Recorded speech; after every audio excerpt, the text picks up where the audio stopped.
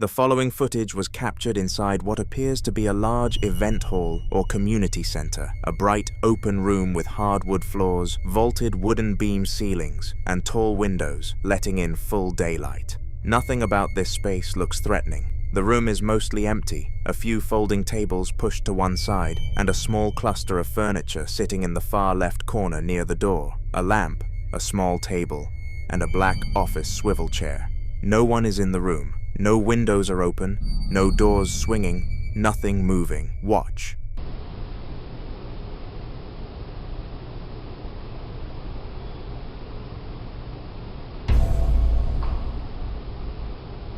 The clip itself is only a small segment taken from a much longer investigation, and the moment happens so quickly that many viewers miss it entirely the first time around. But if you focus on the area around the table and chair in the corner, something appears to streak through the room at incredible speed. What many viewers describe as the figure of a child can be seen darting past the camera's field of view before vanishing almost instantly. The figure is exactly the kind of evidence investigators hope to capture. To others, it remains an ambiguous blur that leaves more questions than answers. But regardless of where you stand, one thing is hard to ignore. The room appears empty one moment, and by the next second, it's gone.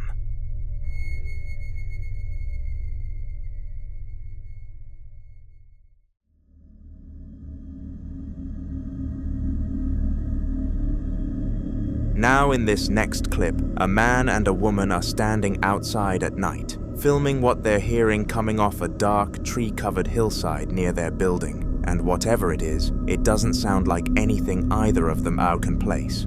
He's pointing his phone upward from what seems to be an elevated position, trying to get a visual on the source, but the hillside is too dark to make anything out. What they're reacting to is entirely in the sound. Listen closely.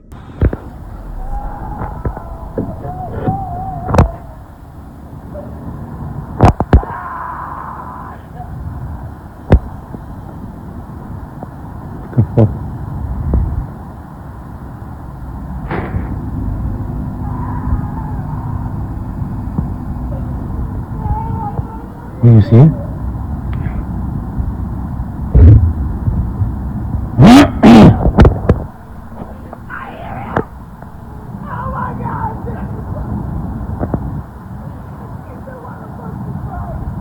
The first wail is high-pitched and distorted, not quite human, not quite animal, followed seconds later by something lower and more guttural, almost like a scream twisted with aggression and pain at the same time. You can hear him mutter, "What the?"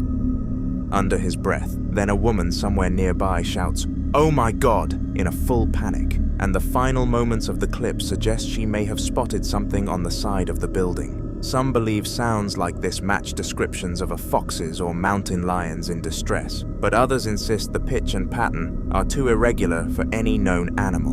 What was moving on that hillside? That's the part no one's been able to answer.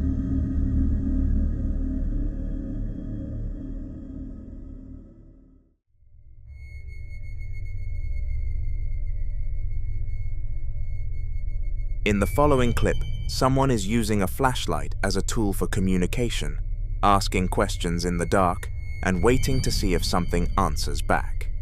The first clip follows a young man alone in his bedroom at night, the room almost completely dark, nothing visible but the faint outlines of objects on a dresser. He's speaking out loud, calmly but nervously, running through a kind of informal system. On means yes, off means no, asking whatever might be in the room with him to respond. You can hear the tension in his voice, that particular mix of wanting something to happen and quietly dreading it. His door creaks off camera. He acknowledges it, and then he goes quiet. Watch. On is yes, off is no. You here, dude? Girl? Thing? Possibly?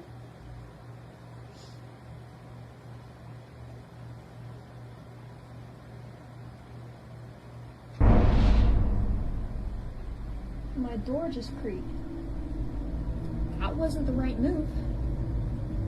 Was that the wind?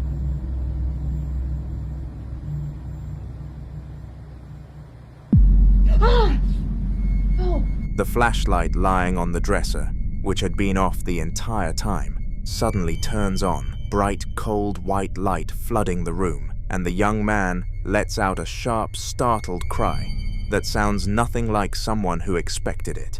That's the thing about this kind of setup. The flashlight on-off method is one of the most widely used communication techniques in amateur ghost hunting, based on the idea that a presence can manipulate the electrical threshold just enough to trigger the switch.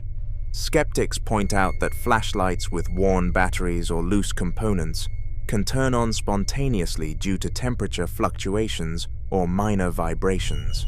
But the timing here, immediately following a door creak and a direct question, is the part that's hard to file away as coincidence. The second clip comes from a woman who's already deep into what she's calling paranormal communication in her home, this being part 3 of a series. She mentions that her EMF meter had been spiking right before she started filming, which for many paranormal investigators signals active presence rather than background electrical interference. She's filming from a low angle, the room dark and quiet around her. Watch. Right as I said that, the EMF started spiking. Holy mac and cheese. Why? Hello? Is that something? Can you turn it off? Can you turn... Are you back? I was waiting for you. The flashlight turns on abruptly, flooding the right side of the frame with light, and then, when she directly asks it to turn off, it does, cutting out mid-sentence as if it genuinely heard her. What makes this harder to dismiss is the responsiveness. The light doesn't just turn on and off randomly, it appears to respond to specific verbal cues, which is exactly what separates a possible intelligent haunting from simple residual activity. Residual hauntings, according to many in the paranormal community, are like recordings, energy looping through the same actions with no awareness of the living. But something that answers questions, that responds when spoken to directly, suggests something conscious. That's a very different category. And if you're enjoying watching this video, like and subscribe to keep up with cases like this one. The third clip belongs to the same woman, though this time she's filming a flashlight placed flat on the floor, and she mentions by name the entity she believes she's communicating with, Bud. She describes this as something she does often, talking to Bud and occasionally getting a response through the flashlight. In this clip, she's audibly frustrated, saying she feels like she's talking to a brick wall. Watch. Okay. Wow. He's not talkative, is he? I feel like I'm talking to a brick wall even more than I think I should be. A little bit. Oh, see? I freaking told you! I told you! The flashlight on the carpet turns on instantly, and her reaction is immediate and unscripted. Pure excitement, repeating, "I told you," like someone who's been trying to prove this to people for a long time. Whatever Bud is, a deceased family member, a spirit tied to the home, or something else she's never fully explained, she speaks to it with a familiarity that suggests this isn't a one-time experiment, it's a relationship. And that might be the most unsettling detail across all 3 clips. Not just that the lights are turning on, but that someone has given it a name.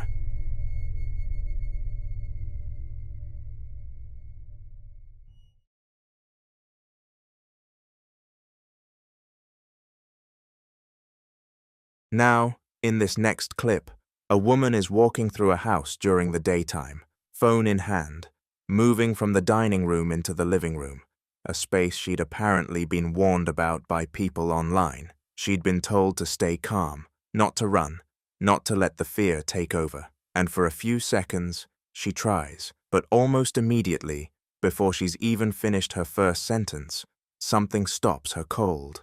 A sharp, loud sound with no visible source, like a door catching its latch, snapping through the air from somewhere she can't locate.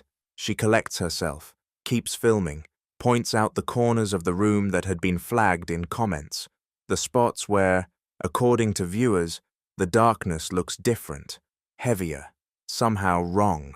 She's got work to get to. She's trying to leave. Watch. This room's not that dark. This is the room that you were talking about. That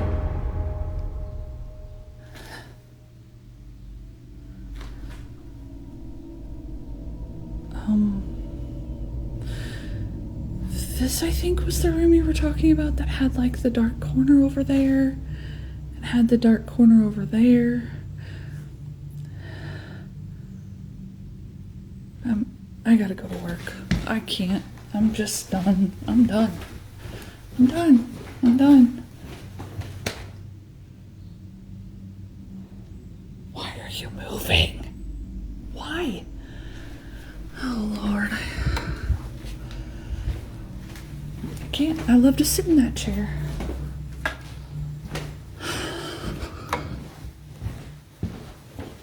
Nope. Just nope. The wooden rocking chair in the foreground begins to move, not a gentle drift, but a steady building rock, gaining momentum on its own on a flat floor with nobody near it. She's already backing toward the door when she notices it, and her voice breaks into something between disbelief and real fear. Why are you moving? Why? No breeze, no pet, no string, nothing explains what sets it off. Some viewers think this is the kind of residual energy that gets attached to old furniture. The idea that an object used repeatedly over years can hold something of the person who used it, replaying their presence like muscle memory long after they're gone. Others go further and point to poltergeist activity, which is often described not as a haunting of a place, but a haunting of a person, something drawn to whoever walks into the space, not the space itself. You have to notice that the chair doesn't slow gradually, it just keeps going, indifferent to her panic. She leaves saying, "Nope, just nope," and honestly, you can't blame her. The following video was recorded inside a small frozen yogurt shop sometime after closing by a man who'd been dealing with unexplained activity in the building for a while. Flickering lights, strange sounds, the kind of persistent low-level strangeness that you can almost convince yourself to ignore until you can't anymore. On this particular night, he and a woman he works with were still inside after hours trying to retrieve her keys from the back room, and he decided to pull his phone out and film what was happening. He mentions, almost in disbelief, that the lights had already started flickering again, and this wasn't the first time. Okay guys, we were literally just about to leave my store when shit just started flickering again. This is the second time it's happened. My car's over there, and I'm shaking right now. okay, and her keys are in the back. We need to go. We need to go get my keys. And the light turned on. I don't want to go. Okay, well, I'm gonna literally record this whole thing just so you guys can see what happened. I'm literally so scared. Okay, okay, something.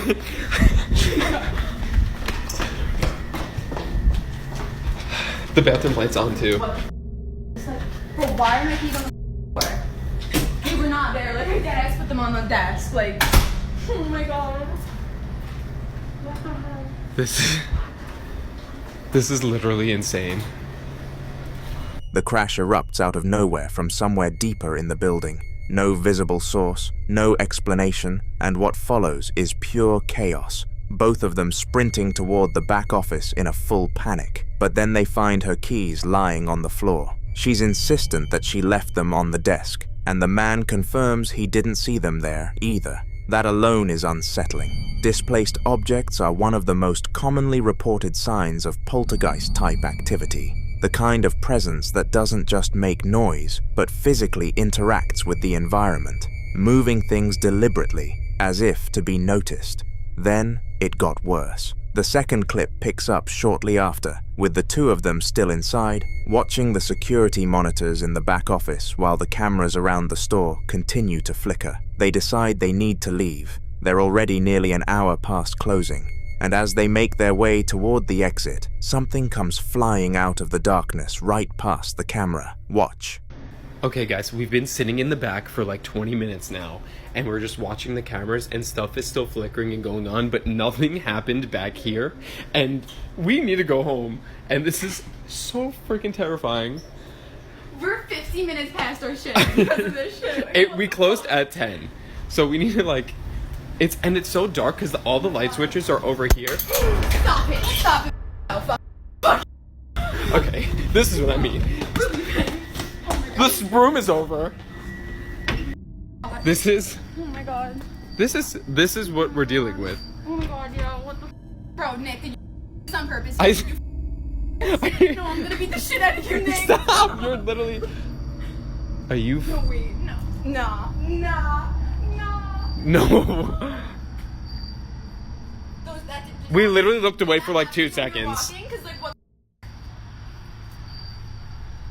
You can see it cut through the frame before clattering off screen, and both of them bolt straight for the door. The nervous laughter outside is the kind that comes when you're too shaken to process what just happened any other way. But the most unsettling detail comes when he turns the camera back through the glass front door. 2 metal chairs that were upright moments earlier are now tipped over on the floor, and neither of them touched them. He says he only looked away for a few seconds. Poltergeist cases like this one tend to follow a pattern where the activity doesn't just repeat, it escalates, becoming more physical and more direct over time, as though whatever is present is testing how much it can do before someone finally leaves. He says he's planning to do an overnight stay to try to make contact. What do you think will happen if he does?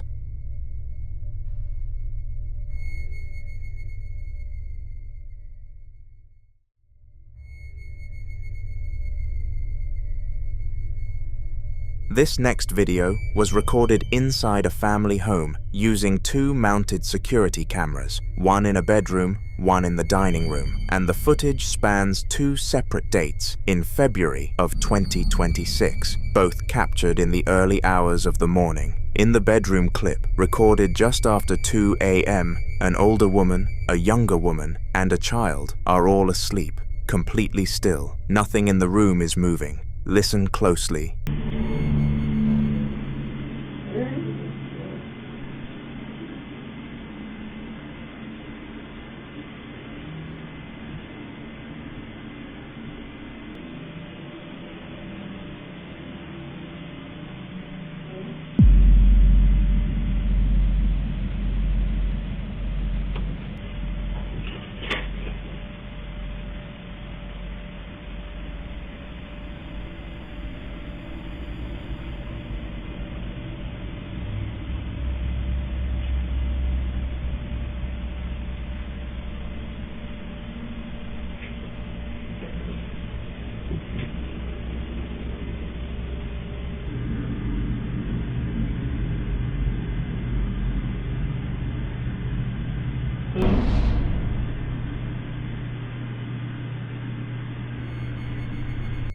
A quiet, disembodied male-sounding voice is heard whispering a name, Naneng, into a room where everyone is asleep. Then in the dining room, footage recorded just after 5 a.m., the same kind of voice speaks again in an empty room, saying the name Len, seconds before a teenage girl walks out of a hallway door on her own.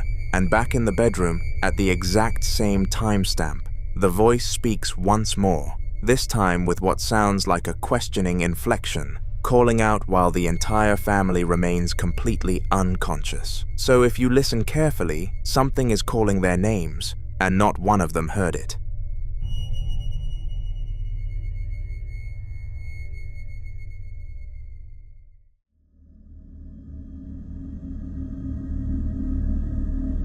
Now in this next clip, a man is walking through a large concrete drainage tunnel, the kind covered in graffiti, with a shallow stream running along the floor, when something in the darkness ahead stops him cold. He'd gone in alone, recording on his phone, moving through the echoing pipe with nothing but the ambient glow of his camera lighting the way. The tunnel stretched ahead of him, dark and narrow, and for a moment everything seemed quiet.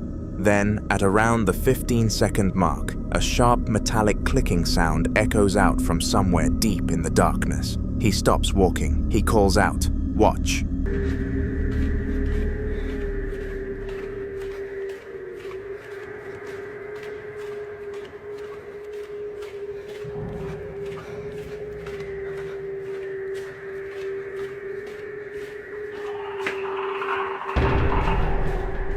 What the hell?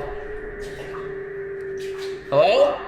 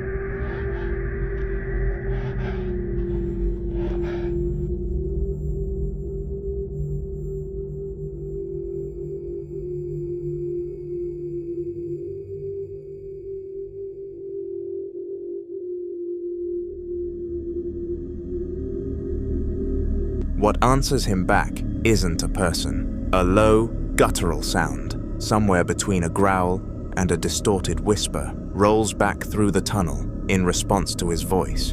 And then, as his eyes adjust to the darkness, you can make out the shape standing at the far end. Tall, impossibly thin, 2 points of white light where the eyes should be. The enhanced replay at the end makes it even harder to dismiss. The figure's limbs are long and spindly, its skin pale and gaunt, and it stands completely motionless right up until the moment it lunges and lets out a sustained, piercing shriek that sounds nothing like a human being. He runs. A lot of viewers immediately called it a crawler, a modern internet label for pale, thin, humanoid figures, reported in isolated tunnels and underground spaces, usually described by their unnatural proportions and the way they move. Others think the glowing eyes point to something else entirely, something that doesn't fit neatly into any category. Skeptics argue it could be a person with a torch, but that explanation gets harder to hold onto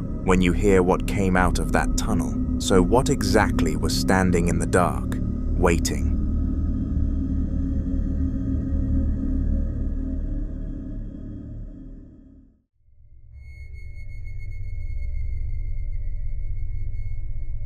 The following video was recorded inside a 1920s home during the daytime, which, honestly, makes it harder to dismiss than most. The man filming had been upstairs watching TV when he heard a banging sound coming from the living room below.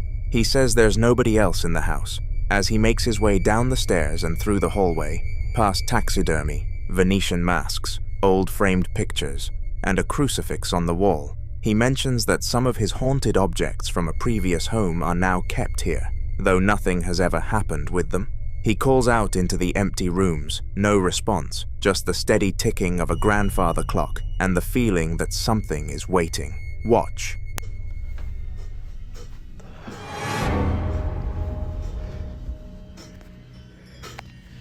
It's banging in the living room. There's nobody else in the house. I've just been upstairs watching TV.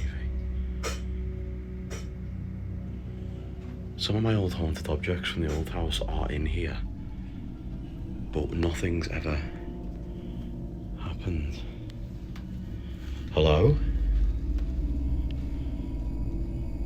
Hello? Oh! Whoa! Shit. Oh my god. What? What the hell? Whoa, I'm not staying in there. Oh my god. Oh, it's even colder in here. What is that noise? Hello?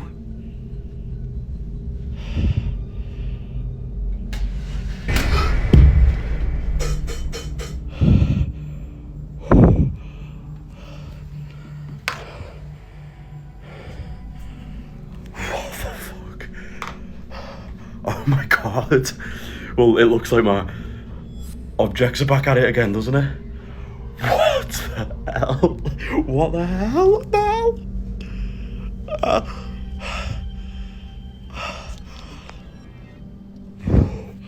I am getting out of here.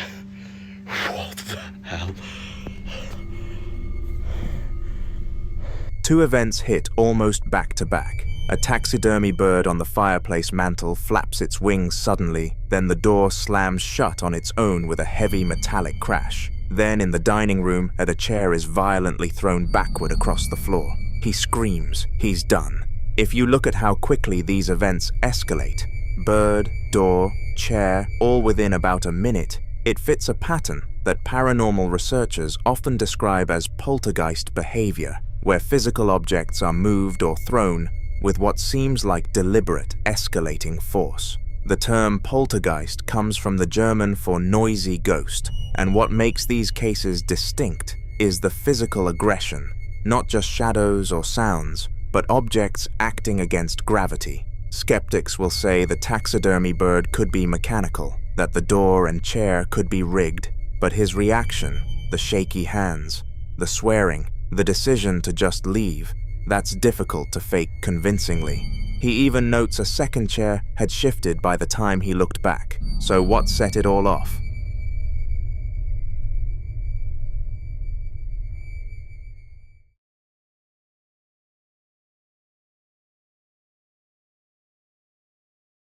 Now in this next clip, a man is filming inside his home just 3 days after losing his brother Chris. And what you're about to witness isn't terrifying, so much as it is deeply unsettling in a quiet, personal way. He's moving through a dimly lit room at night, emotional but calm, speaking directly to his brother's presence as if Chris might actually be listening. At one point, he stops the camera on a child's plastic toy kitchen set sitting against the wall, green and white, completely still. He asks softly, "Is that you, Chris? Do it again. Watch."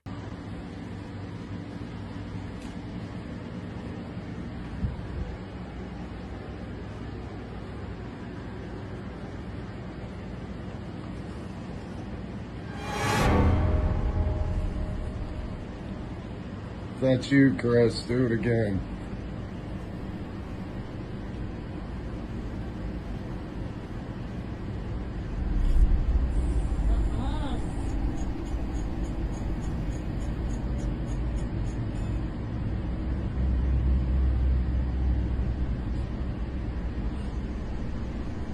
I feel your presence, bro. I feel your presence. Do it again.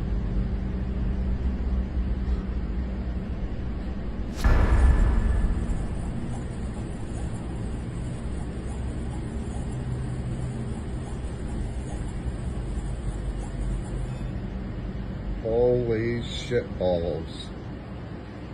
What did I miss? The burner on the toy stove lights up with a flashing red glow and emits an electronic sizzling sound. Then, after it goes quiet, he says it again. Do it again, and the toy activates a second time, this time playing a completely different sound sequence. Many people who've experienced grief report moments exactly like this one, where an object associated with family or routine seems to respond at just the right moment. Others think the timing is too precise to dismiss. You decide.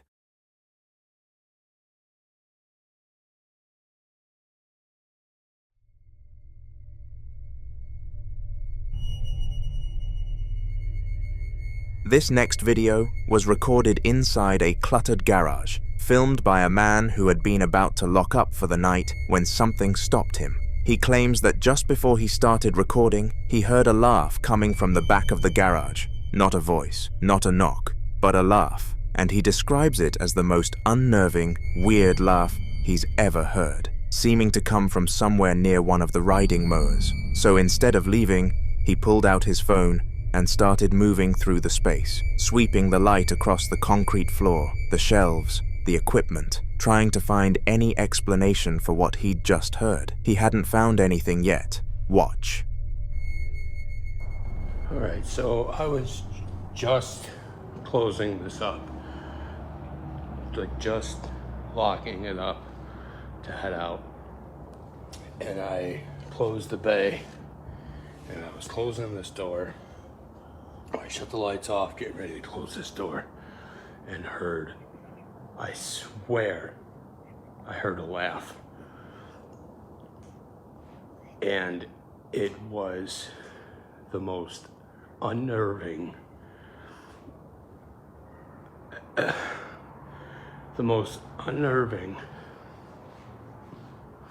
and it was such a weird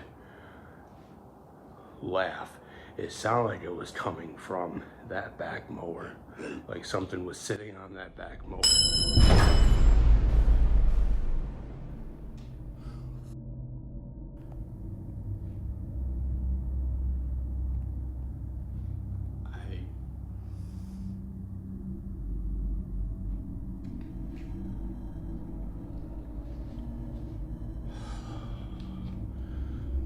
I should have just left. I should have left it alone. I don't even know what that was, where it came from, where it went.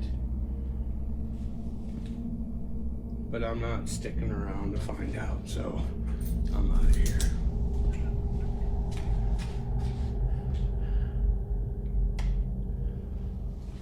Screw this. I'm out of here. I am not sticking around.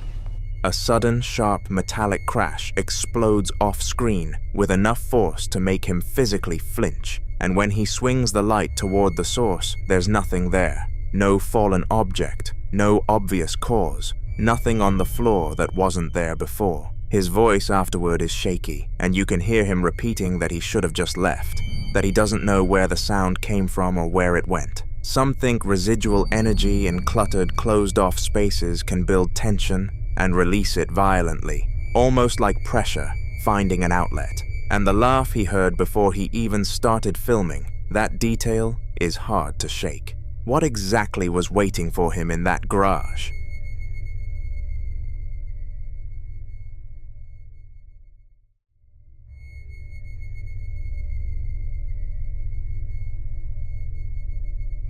This next clip was recorded by a woman at night, sitting in her car, describing something she'd witnessed inside her home. And what makes it so hard to dismiss is the detail she'd kept coming back to. She explains that on the same day she played Surah al-Baqarah, one of the most protective recitations in Islamic tradition, through the house, she passed by her children's room and noticed one of the toys doing something she couldn't explain. Her daughter's Peppa Pig stuffed toy lying on the bed. Watch. I put Baqarah on my house. That same day, I am like just passing by my kid's room, and basically I see one of the toys doing this.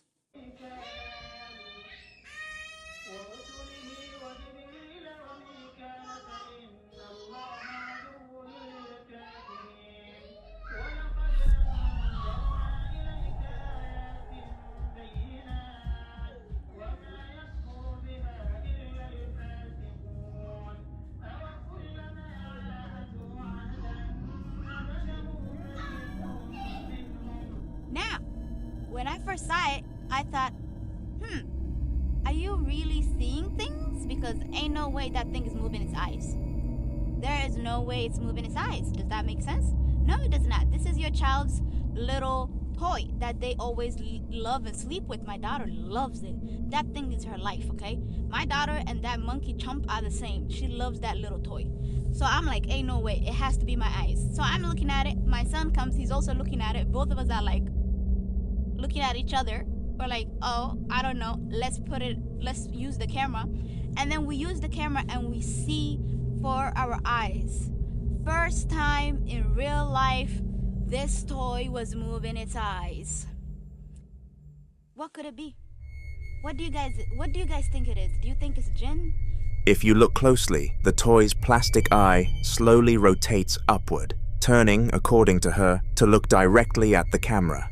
She says she thought her eyes were playing tricks on her at first, so she called her son over, and both of them stood there watching it together before deciding to film it. Many in the Muslim community watching this immediately pointed to jinn, supernatural beings described in Islamic tradition as created from smokeless fire, capable of inhabiting objects, invisible to the naked eye, but very much present. Jinn aren't considered innately evil, but certain ones are believed to attach to children's belongings specifically. She ends the clip asking the audience the same question she still can't answer herself. What do you think it is? The following clip was recorded by a girl on her 15th birthday. The house was full of relatives, music playing in the background, wrapping paper scattered across the floor as she laughed and unwrapped gift after gift. At one point, she picked up her phone to film a short video for her school friends, wanting to show them one of the dolls she had just received. But before she could even finish the video, something happened. Watch. Bueno, aquí les presentamos a la muñeca de Bessie que se la regalaron a sus 15 años. No manches, mira. As she holds the doll up, its head slowly turns toward her. It rotates deliberately, stopping at an angle that makes it appear as though it's looking directly at her, but there's no visible mechanism inside it. No motor, no battery compartment, no switch. After seeing the video, her parents immediately took the doll away, but the panic wasn't just about the movement, it was about where it came from. The doll may have been purchased by a guest from a thrift store, meaning its history was completely unknown, and that's where the fear deepens. In paranormal lore, objects, especially dolls, are often described as vessels, not because they're inherently evil, but because their human-like features make them symbolic anchors. If something were attached to that doll, removing it from sight wouldn't necessarily remove the attachment itself. Some believe that once an object has been inside a home, whatever is connected to it can linger even after it's discarded. There are countless stories online of people throwing dolls away, only to find them returned to their porch, back in storage boxes, or replaced by unexplained activity inside the house. Others claim that after attempting to burn or destroy items like this, the disturbances escalated, lights flickering, doors opening at night, shadows appearing more frequently. If you were in that situation, if you saw that head turn on its own, what would you have done? Would you throw it away and hope that ends it? Or would you try to cleanse the house? I'd love to hear your thoughts.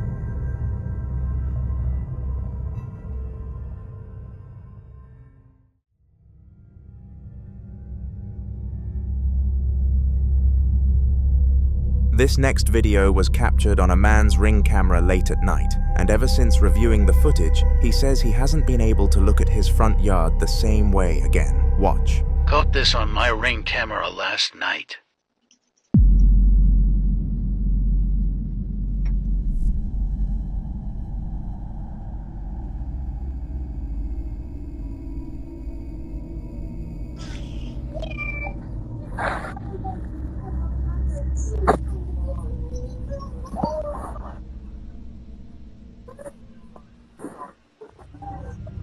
The movement started from here, and what immediately stands out is the way it moves. It doesn't scatter or disperse like dust caught in infrared light. It holds its shape.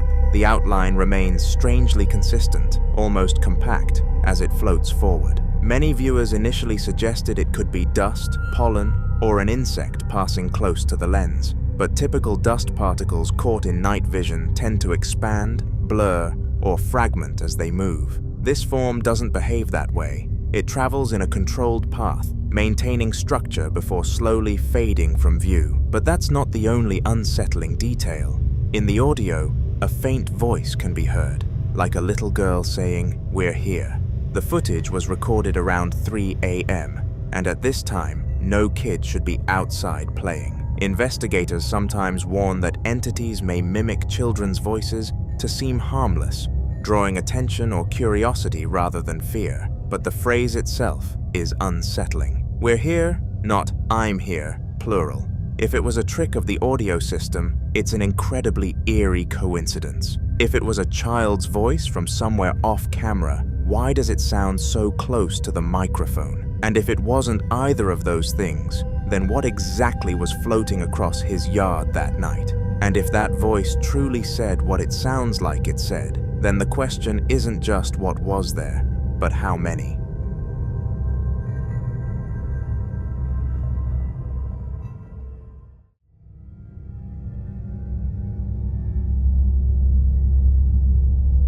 Now in this next clip, a man known online for his extensive doll collection captures something unsettling inside his daughter's bedroom, and it happens while she's asleep.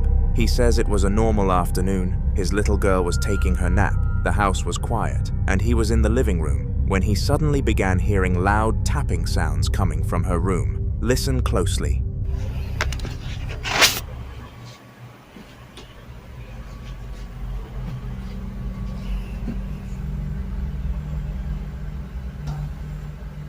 What is that? See, it ain't my daughter because she's snapping right there on the bed.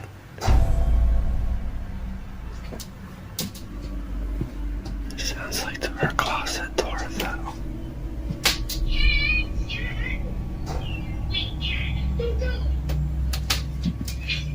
Try not to wake her up.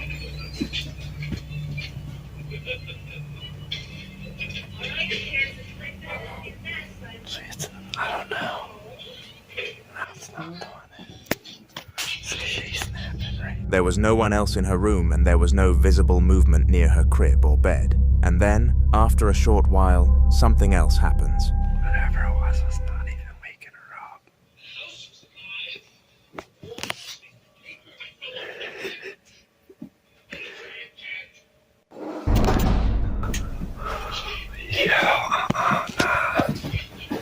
Nah. Come on, man, she's in here sleeping. I don't know how that didn't even wake her up. Come on, man. You need to get out of her room. Dude, I'm telling you, that thing was closed, right?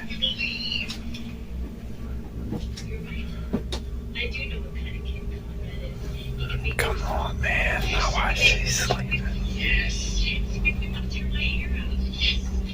Man, I am good on that. You need to get out of her room.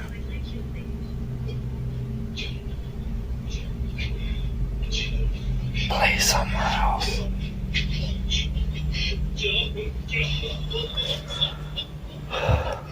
What the man?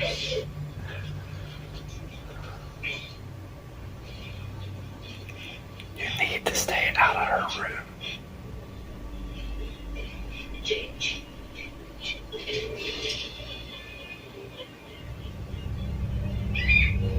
People familiar with this family already know that the man collects dolls, dozens of them, many antique, some with glass eyes, some displayed throughout the house.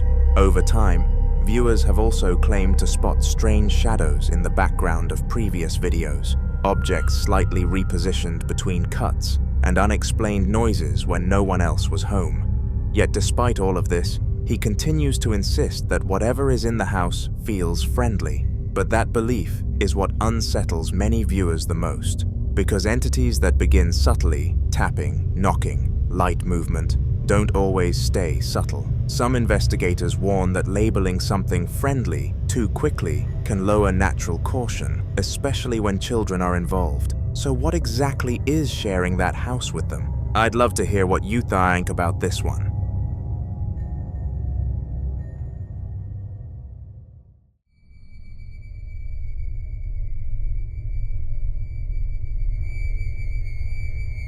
The following video is about a man who claims the activity in his home became so disturbing that he eventually had to leave and stay at his girlfriend's house just to get a break from it. It started with small disruptions, unexplained bangs in the middle of the night, doors clicking shut when no one was near them, and lights that would suddenly shut off and remain off for several long, deliberate minutes before turning back on by themselves. He describes those moments as the worst part, standing in complete darkness at 4 a.m., waiting, feeling as if something was intentionally holding the room in silence before restoring the light. Then one morning, around 4 a.m., he woke up to the sound of laughter clear enough that his first instinct was to assume it was his TV, but when he checked, the television wasn't even on. Some viewers tried to analyze his situation, but to prove that it wasn't just the house, he decided to leave for a few days and stay at his girlfriend's place. He believed that if the disturbances stopped, then the house was the source. Watch. So yeah,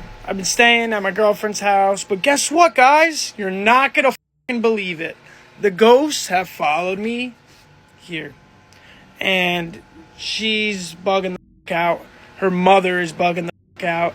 And I'm bugging the fuck out. I mean, I guess I should have expected this, but let's just see what's been going on. Her door has been opening in the middle of the night. This closet door has been opening up in the middle of the night, and it's like hard as to open. We put shit in front of it so it wouldn't open.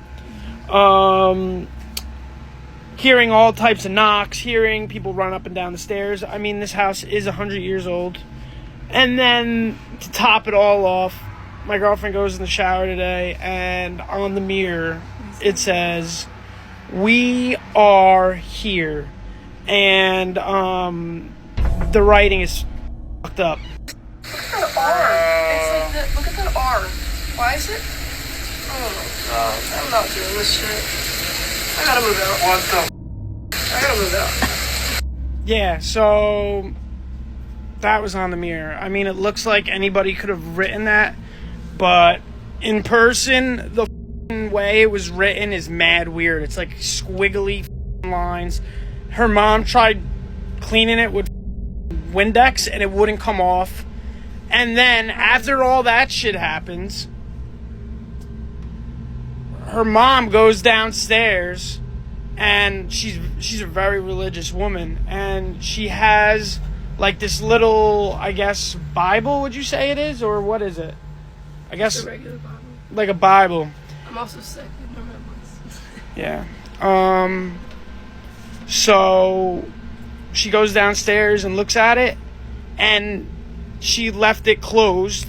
She goes down and looks at it, and it's open on the same exact page that her husband and her father died. The same exact day, May 22nd, it says it in the book. What it says on the page is very like you were meant to hear it kind of thing. Like it was just like so weird timing and just like a weird page. So we're thinking maybe her dad is trying to protect them from whatever I brought in their house. What do you guys think? According to him, his girlfriend and her mother had never experienced anything unusual in that house before he arrived. To him, this isn't a haunted house situation. It's something attached to him, something that follows him wherever he goes. But there's another layer. He mentions that his girlfriend's house is over 100 years old. Some speculate that perhaps his presence didn't bring anything. Maybe it just triggered something already dormant there. In paranormal belief, certain individuals are thought to act as catalysts, unintentionally amplifying or awakening existing energy in a location. Still, what unsettled people most was when he started having dreams. What's up? So, I've been MIA. I came back from Cancun, and yeah, I'm tan now. But some wild shit happened to me the other night, and my eyes are going a little bit, but I'm here at my girlfriend's house, and it was around, I swear to God, it was like 3 o'clock in the morning. It was 3:30, like on the dot. It was like 3:20, 3:29, 3:28. And I started, she said I was freaking out in my sleep. I woke up to uncontrollably shaking right next to me, like literally freaking out, like not screaming, but like loud enough to wake me. And he was freaking out, shaking like a seizure almost. Yeah, and I had no recollection of it at all. Nothing. Said his name about 10 times, wouldn't wake up. I smacked him so hard across the face, and that's when he shot up. And I woke up, and I told her I had this insane dream that I was in my house, and like, I don't know what happened. I thought I was sleeping in my room, and I started getting carried away by, looked like, I don't know, these dark shadow figures. They had like these big nails and teeth and crazy eyes, and I literally got picked up by them, and they were carrying me away. And then I told her that, and then I was like, yo, I have this crazy pain on my arm, and I shit you not, yo, this is legit, like this is real. Like Grayson here is like freaked out about it, and so am I. Wait till you see this shit, bro. Wait till you see this shit. Look at that shit. look at that shit. As soon as she woke me up, I felt something like pain on my arm. And look at that. As hard as she scratches, no matter how hard she scratches, it will not go into my arm like that. No, this is crazy. Didn't I tell you, though, when I woke up, my arm was hurting? Yeah, it's 3. And it's literally 3 scratches. 2 long ones and a short one. Vivid dreams involving attack, paralysis, or shadow entities are sometimes interpreted as spiritual oppression, especially when they are accompanied by physical sensations.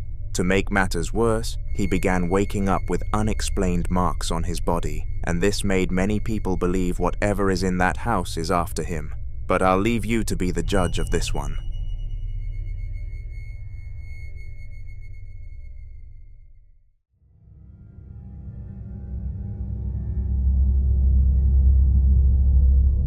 Now, in this next video, a man is simply filming an update for his followers. He explains that he's recently been uploading more political clips instead of his usual original content because he lost hours at his job and is currently searching for a new one. According to him, political topics are easier to gain traction with, and right now, views matter. While he was filming, this happened. Watch closely. Alright guys, gonna try and make this one quick. This is just kind of update video. People have been wondering why I've been uploading so many news clips, so many political videos, and why I haven't been uploading any original content lately. As you should know, the American election just happened, and I was getting kind of one video. If you follow my channel, you would know it has 28,000 views. And I tried essentially recreating that, and getting a lot of views, through those political videos. Unsuccessfully, might I add. Basically, where I'm getting at is, in order to fill in the lack of original videos, I've been doing these political clip videos. And the reasoning behind that is because here at home, things are a little difficult. I didn't lose my job, but I lost a lot of hours. And I'm looking for new employment, which is inhibiting me from creating new content. Makes it a lot easier for me if I can just, find a video clip of some politician or some news anchor saying something really stupid and get some views from that, than it is. It's easier for me to get views from that than it is, new content at the moment. So, just what I'm saying is bear with me.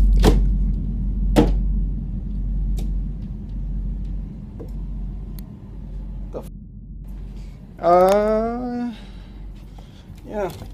It was weird.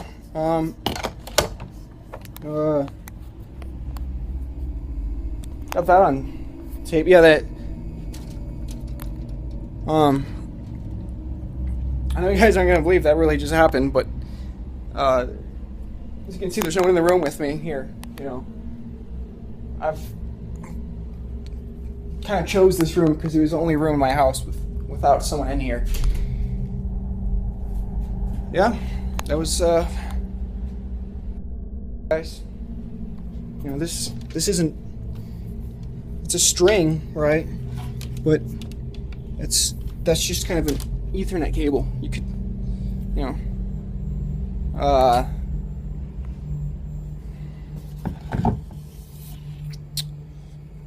Hey guys, that was pretty weird.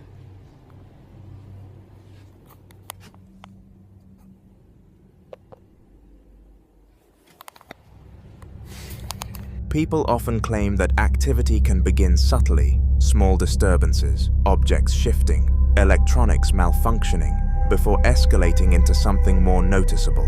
There's also the psychological layer. He mentions stress about work, finances, and change. And in certain beliefs, heightened emotional states are said to amplify unexplained phenomena, as if strong energy draws attention from something unseen. We can only hope this was a one-off situation, and not the beginning of something deciding to make itself known.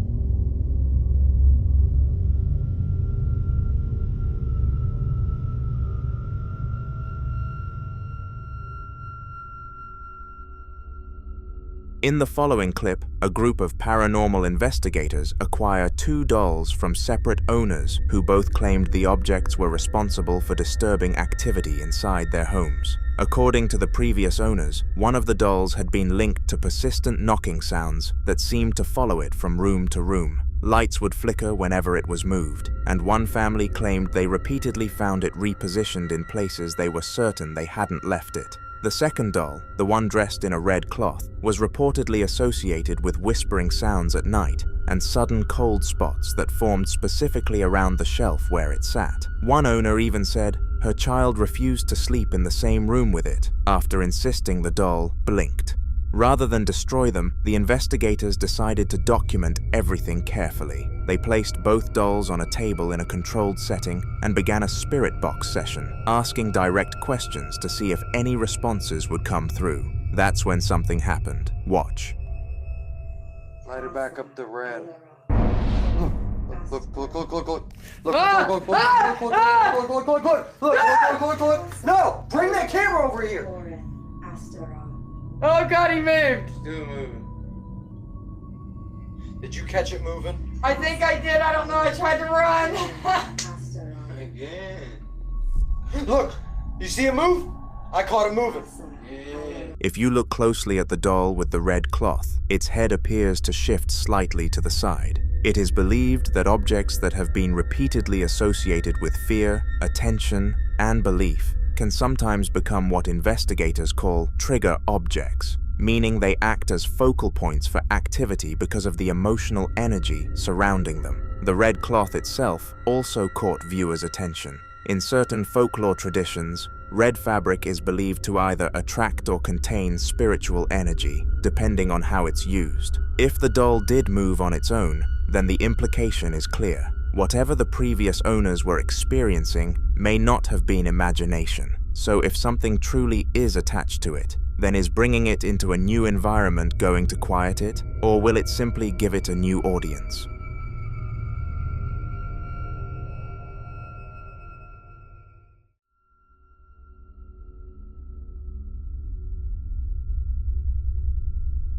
Now in this next video, a man named Chris and his wife decided to install security cameras throughout their home after weeks of increasingly strange activity that neither of them could logically explain. It started subtly, small things out of place, the dog staring into corners of the room and growling at nothing visible, footsteps echoing faintly down the hallway after midnight. A few times, they heard what sounded like someone shifting their weight in the living room while they were upstairs.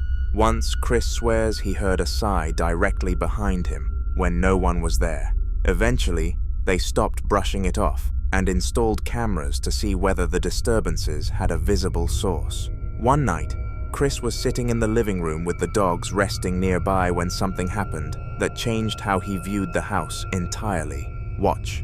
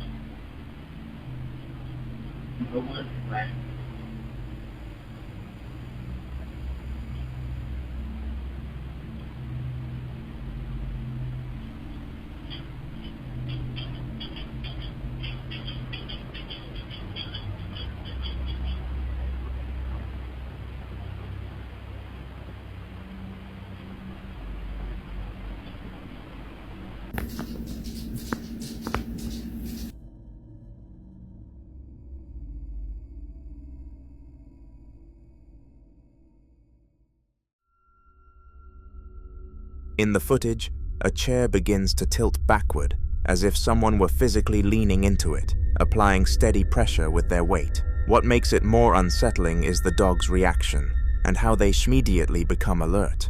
And then there's the earlier activity, the footsteps, the sigh, the dogs reacting to empty space. When you layer those experiences together, the chair becomes harder to dismiss as coincidence. If someone unseen truly leaned back into that chair, then the implication is chilling. Chris may not have been alone in that living room, but until more updates are shared, this remains a mystery. Chris had brought out a Ouija board the night before with his friend, hoping to finally get some kind of response after everything that had been happening around his house. But the plan fell flat, and the board stayed silent the entire time. Now he was home alone, trying to convince himself that the quiet meant things were settling down. But the house had that strange stillness that always made him feel like something was listening. He was sitting in the living room when a sudden knock echoed through the house, even though no one was at the door, followed by a soft tapping that seemed to come from the room he was in. Take a look. A lot of you guys are gonna be mad at me, but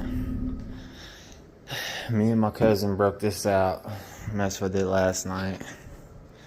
Dad had sex on a Ouija board. Oh boy. We did it the proper way, though.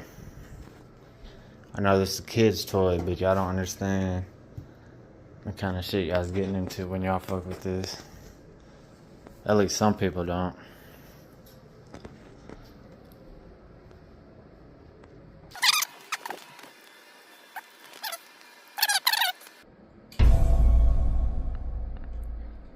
I heard it, but I didn't see it.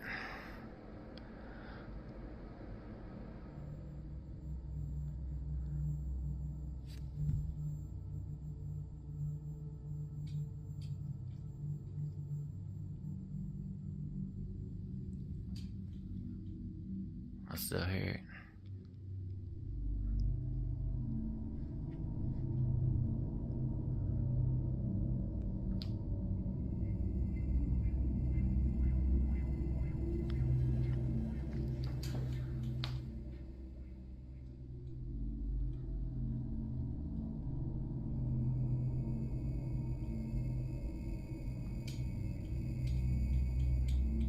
You can hear that, can't you? I can. It sound like tapping.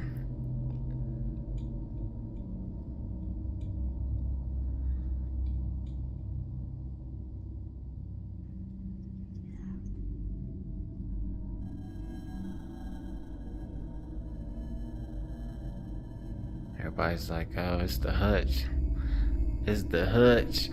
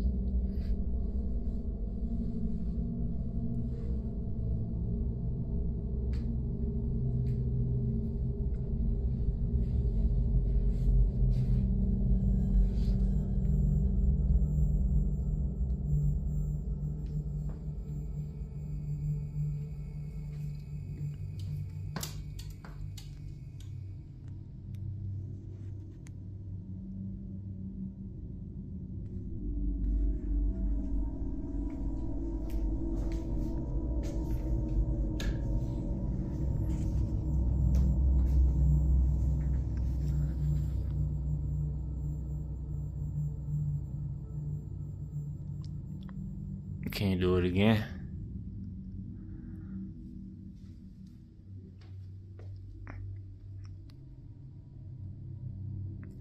This is a selfie stick I taped to a tripod.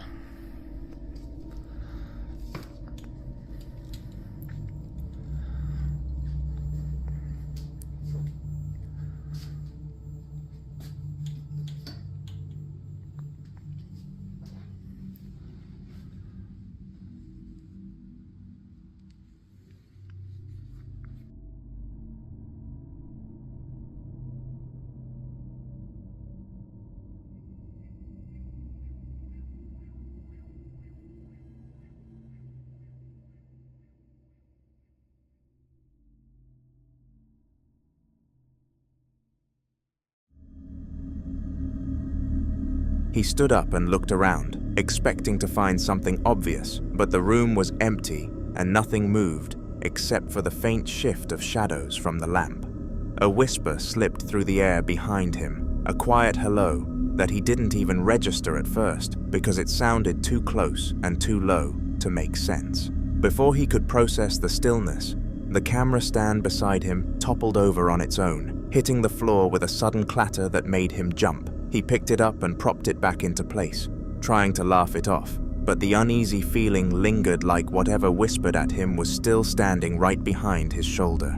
Chris was sitting in his living room later that night, with the TV playing softly beside him and his dog curled up at his feet, trying to enjoy the quiet, even though the house kept giving him that uneasy feeling again. The tapping started up just like before, faint and scattered, and then the door started to vibrate.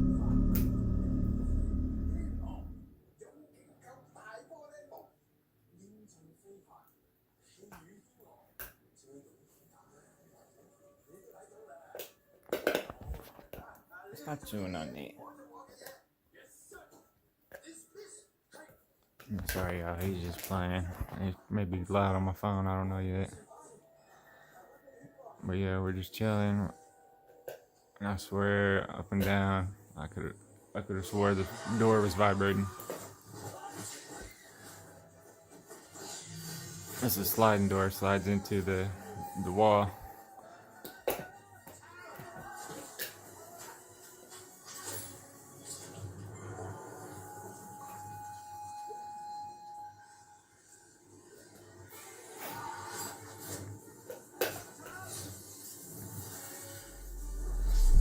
There it goes.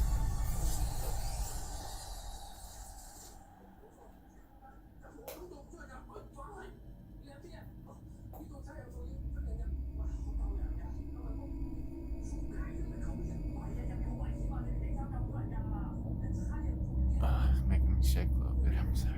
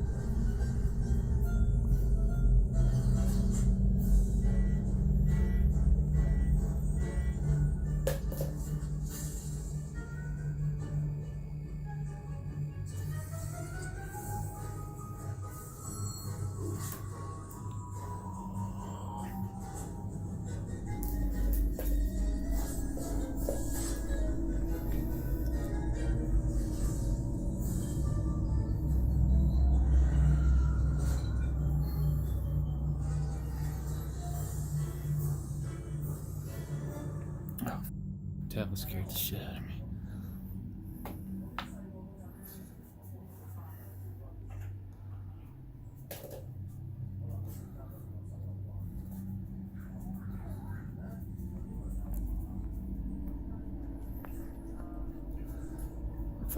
Turn this to the light.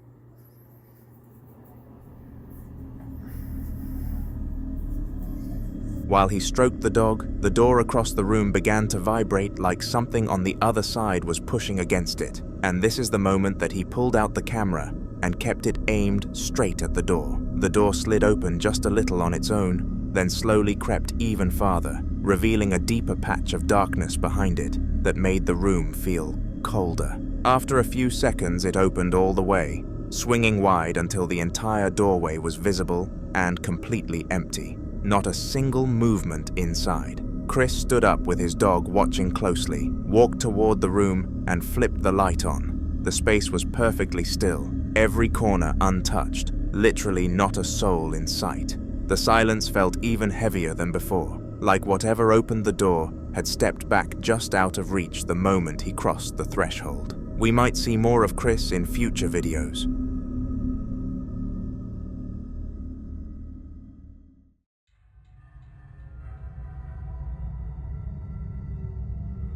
The hospital room looked totally ordinary on camera, just a standard space with a bed in the center, a chair pushed against the wall, a small table with folded blankets, and the usual equipment sitting quietly in standby. Nothing looked out of place, and the frame stayed steady for a while, showing a perfectly normal scene with no movement at all.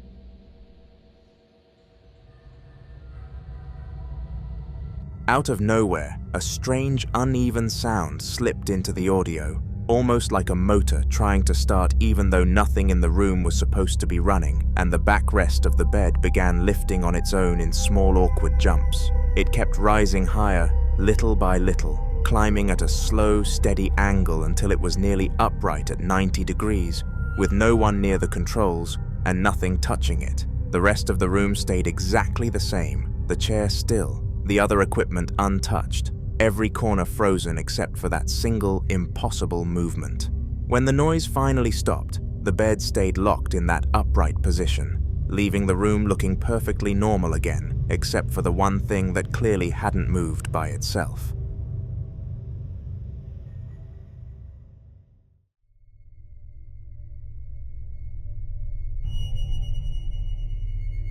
Sabia had a security camera set up in her kitchen in the Netherlands, just a regular feed showing the table and a few candles sitting untouched near the back wall. Everything looked calm for a while, nothing unusual happening at all except for a few soft orbs drifting across the screen like dust catching the light.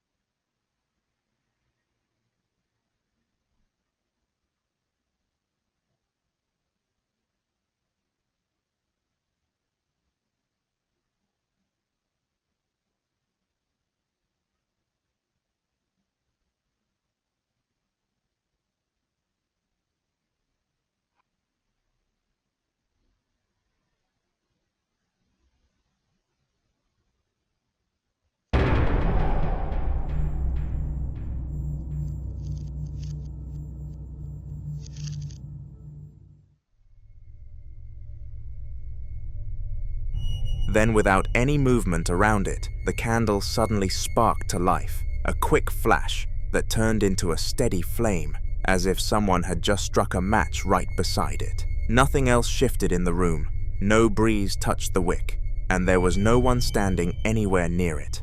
The flame held perfectly still after forming, burning like it had been lit on purpose, even though Sabia knew the candle had been cold for hours. The rest of the kitchen stayed completely normal on camera, but the sudden light from the wick made the whole space feel different, like something unseen had stepped in just long enough to leave a mark, before disappearing again. A few nights later, Sabia checked another piece of security footage, this time from the sitting room, and the scene looked completely still at first, with the furniture exactly where it always stayed, and the time on the right showing it was practically midnight. The camera picked up a few drifting orbs crossing the frame like pale specks floating through the air, the same kind she had seen in the kitchen earlier, but nothing else seemed off until the corner of the room shifted.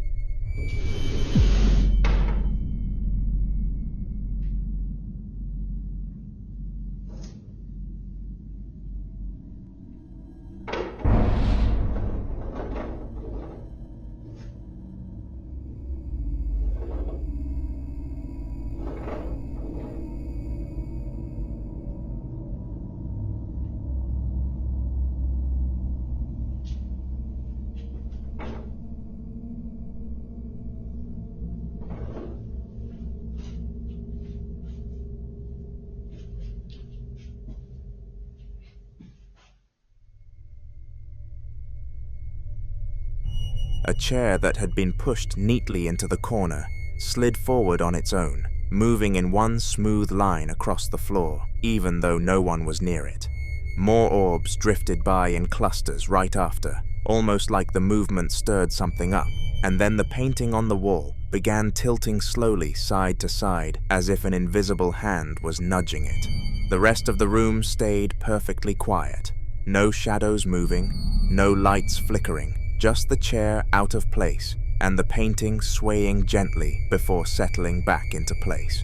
Watching it all unfold at midnight made the sitting room feel less like a normal part of the house and more like another spot where something unseen was making itself known piece by piece. Who knows if it continued, because this is the last we heard from Sabia.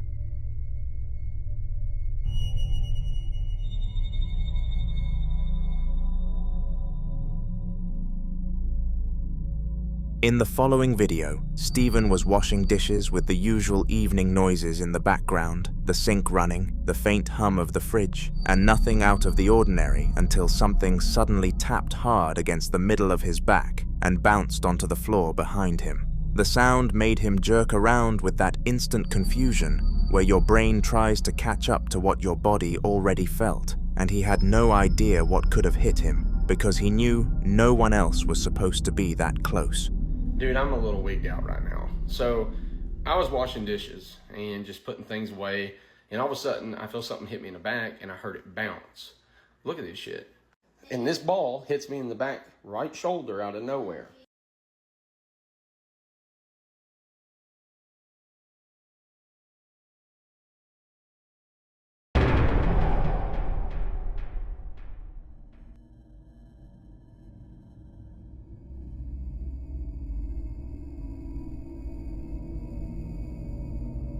And what's even crazier is look where Avery's at.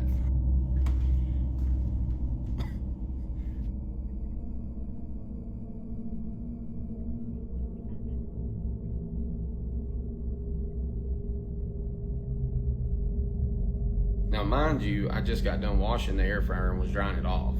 Whatever it was had a little bit of force.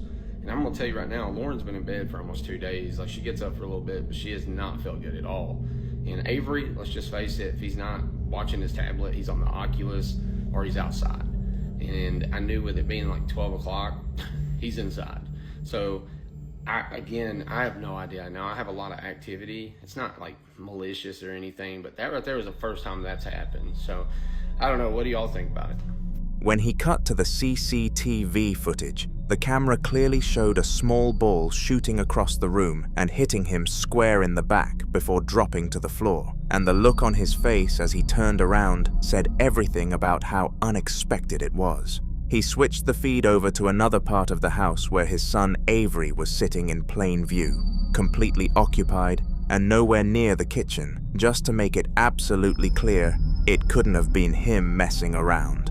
The replay showed no one behind Stephen, no shadows moving, no sign of any trick, just the ball launching on its own and hitting him like it had been tossed by someone he couldn't see.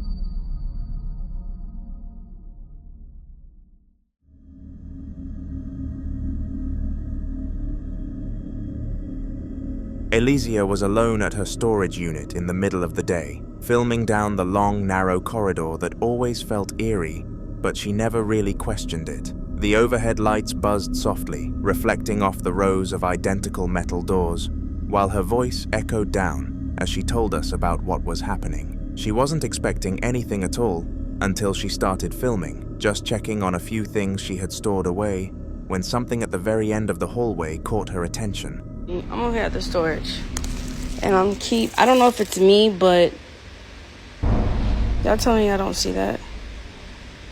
Oh no. I don't know if it's just a fan like going in and out, but the is that? Duh.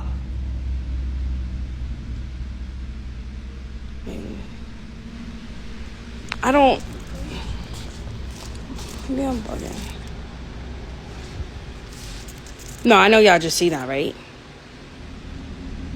Oh! A dark shape peeked out from the corner, a black blob leaning just far enough around the wall for its outline to show before sliding back out of sight again. She kept filming, trying to convince herself it was a trick of the light, but the shape returned a second later, then slipped away, then peeked again like it was deliberately watching her from the far end of the corridor. Nothing else in the hallway moved, no doors rattled, no shadows shifted, except for that one shape darting back and forth behind the last wall. The emptiness made the whole place feel colder, and the repeated movements left her with the awful sense that whatever was hiding around that corner wasn't trying to avoid her at all, but was studying her from a distance she couldn't close. In the follow-up clip, Elysia returned to the storage facility in the daytime, hoping the daylight would make the place feel less threatening. But the moment she stepped inside, she realized it didn't help at all. The entire corridor was pitch dark, even though the building should have been fully lit during business hours. She was the only customer there, with only a couple of staff somewhere in the front office, so she decided to walk in anyway. Alright, y'all. I'm finally back at this place. And you know, I'm in the process of moving in and out. Right now, ain't nobody here. Like, listen. If I see something again, I'm definitely reporting to the manager to put up that video, because I'm not playing. There's one car over there, but I'm just gonna see, because right now everything's dark. Like inside there, I don't know if you can see it, but it's dark. Like, look how scary that shit is, bro. This is why I hate doing this shit, but I got no choice. This here, see, like I know when you go in, it censors somebody that's here. Oh, so.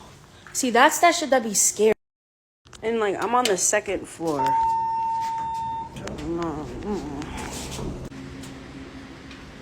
Okay. I know that this lady probably lives here or she does her business here, but she's here every single day, nonstop. If that chair's not there, she's not here. If the chair's there, she's there. And, yeah, so I don't know if she lives there or does her little business there.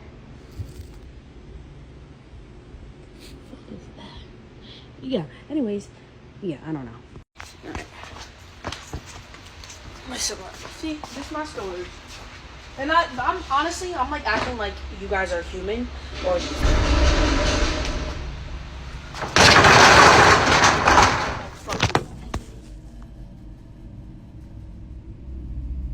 bitch, I might be living here tonight. No.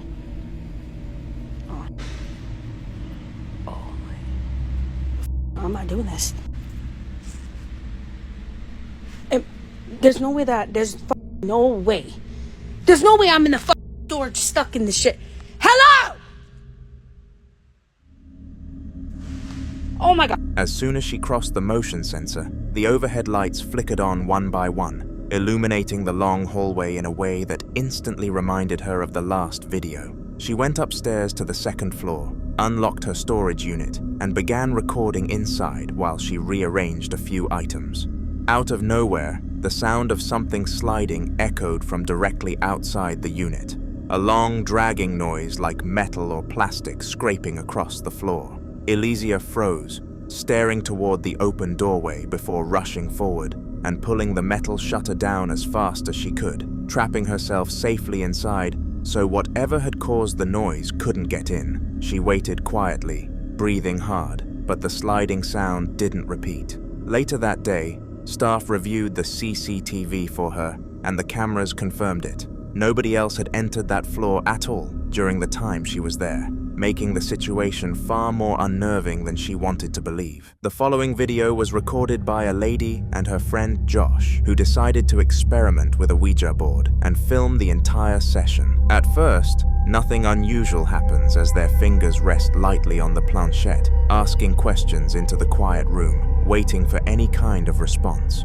For nearly 20 minutes, everything seems still until this happens. Watch.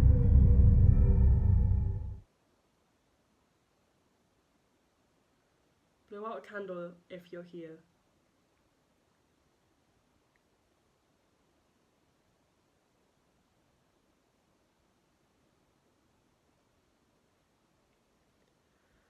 Right then. Lol. Maybe he's not here. Oh, we're assuming it's gender. Are you male or female? Yeah. Are you male or female? Are you both? Are you a male?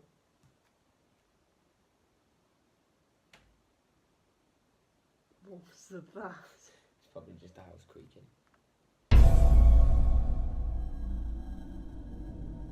No. Oh my god. No. No. Right, close that door. Close that Oh my god. door. Oh my god. Close that door. Nah. I'm gone. No, I'm... Without warning, a door behind them slowly opens on its own. She quickly gets up, clearly shaken, and walks over to close it. But another door suddenly slams shut with force, louder, sharper, and impossible to ignore. Ouija boards have long been associated with attempts to contact spirits. Many believe they don't just allow communication, they act as invitations. Invitations for something unseen to step closer, to listen, and sometimes to follow. What makes situations like this especially concerning is one rule that experienced users always warn about. Never remove your fingers from the planchette without properly ending the session by saying goodbye. According to paranormal belief, saying goodbye isn't symbolic. It's a way of closing whatever was opened. Without it, the connection is believed to remain active, leaving whatever answered free to linger. And in this video, viewers noticed something disturbing. When the door first opened, both friends instinctively pulled their hands away from the board. There was no clear goodbye, no closure, just fear and distance. She later explained that after the recording ended, they did say goodbye and threw the board away, hoping that would end everything. But many believe once something responds, simply throwing the board away doesn't undo the invitation, because sometimes the board isn't what brings it in. It's the moment you asked it to come.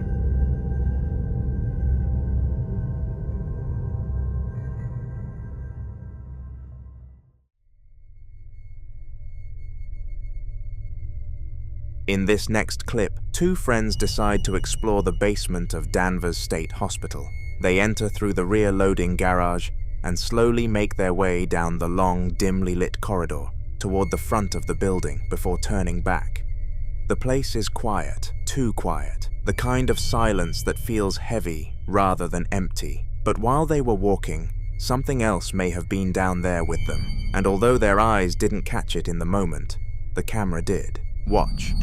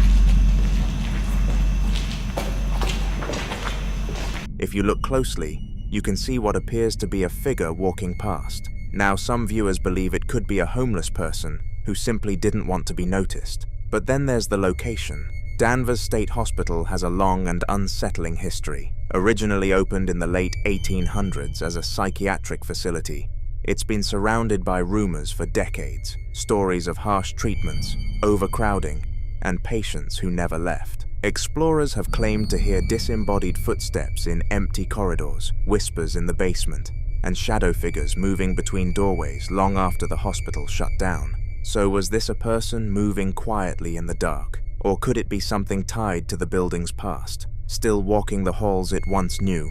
I'll let you decide.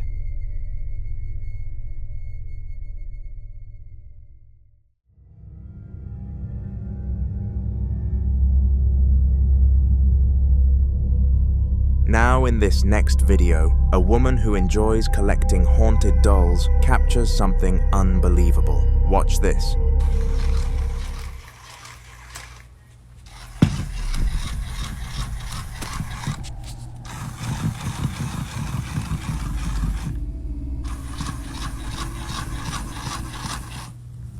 At first glance, you must have assumed the obvious: faulty wiring, hidden batteries, or some kind of built-in mechanism. But after looking closely and seeing that there are no batteries inside, you start to wonder. Collectors who specialize in haunted objects often believe certain items can act as vessels. Dolls, in particular, are thought to be ideal because of their human-like form. They have faces, eyes, and bodies, something that, according to paranormal belief, makes it easier for a spirit to attach, observe, and even express itself. Some collectors say they have experienced dolls changing position, making sounds, or even appearing in different rooms without explanation. But this is exactly why so many people can't stand them. There's something deeply unsettling about an object that looks human but isn't alive. Something that can sit silently for years and then suddenly move when no one touches it. It creates the feeling that it isn't just an object anymore, but something aware, something present. And moments like this only deepen that fear. Because if there are no batteries, then what exactly made it move? Until more updates are shared, this remains unsolved.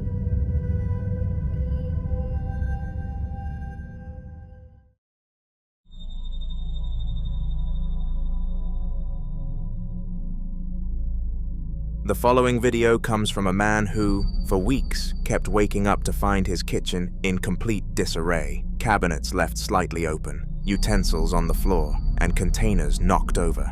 At first, he blamed rats. It was the only explanation that made sense, especially living in an area where rodents weren't uncommon. But something about it didn't sit right with him. Some of the objects being moved were heavy, solid containers, and things that would require real force to push off the counter. Still, he tried everything: traps, repellents, sealing entry points. And yet, every morning, the mess kept coming back. Eventually, he decided to install a camera in his kitchen, hoping to finally catch whatever was responsible. And what he captured left him shaken. Watch this.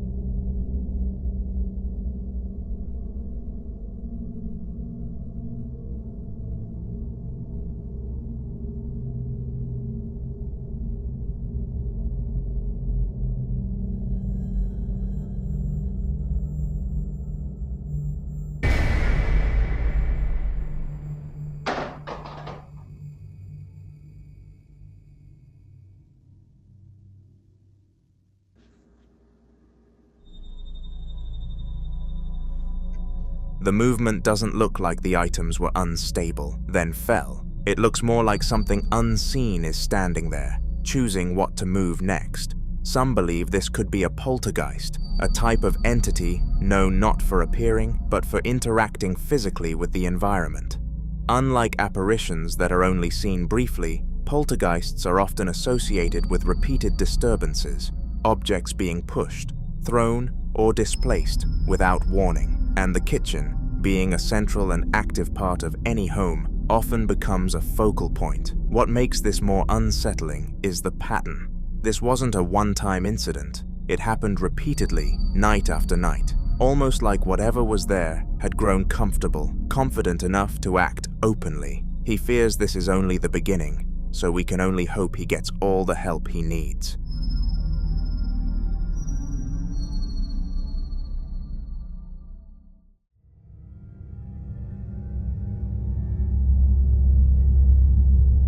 Unlike the man in the previous clip, who is still searching for answers, this man says he already knows what he's dealing with. For months now, he's been living with what he believes is the spirit of a child. It started with light footsteps running across the hallway when no one else was home, toys he didn't own appearing in different places, and soft giggling late at night, the kind that stops the moment he tries to follow it. Sometimes, he even hears laughter echoing from empty rooms, playful but wrong. He's done everything he could think of. He's cleansed the house, he's performed last rites to make whatever is there move on peacefully, but nothing has worked. And now, the activity has started to escalate. Watch this.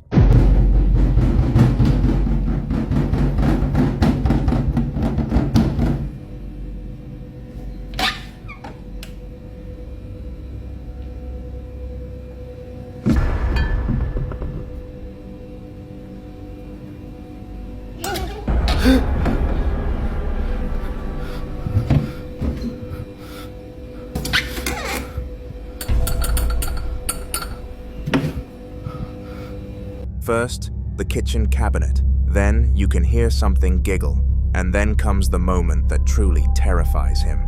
For a split second, something that looks like a small hand appears, and there's no way anyone could fit into that cabinet. Many believe that childlike spirits can be deceptive, and they don't always present themselves as harmless. The laughter, the runny, the playful noises, it creates the illusion of something harmless, until it isn't. So what do you think? Is he really being haunted by something childlike? Or is there some logical explanation we're missing? I'd love to hear your thoughts on this one.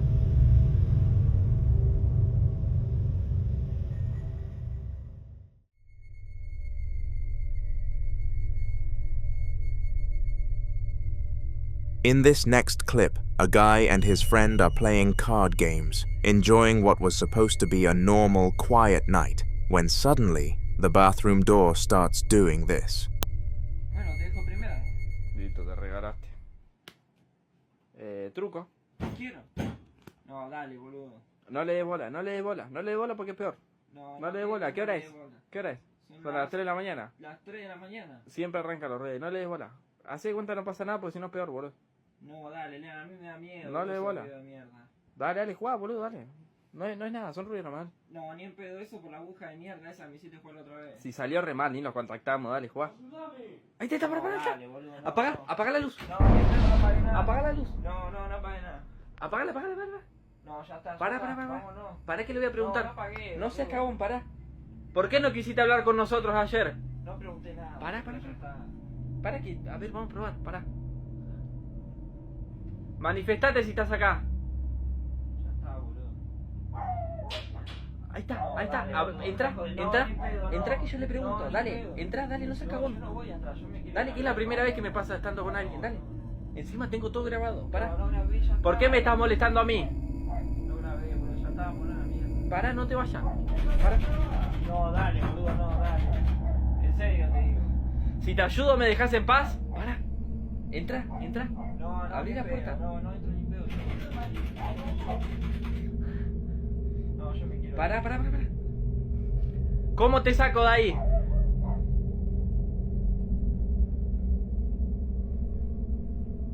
¿Moriste hace mucho? Para, entra, podemos entrar a verte. Entra, dale, dale, no seas cagón, entra. No, a mí me da un recagazo. Dale, por favor, entra que te grabo de acá, dale. Entra, boludo, dale. Prende la luz. Pará, déjame a mí, vení, déjame a mí.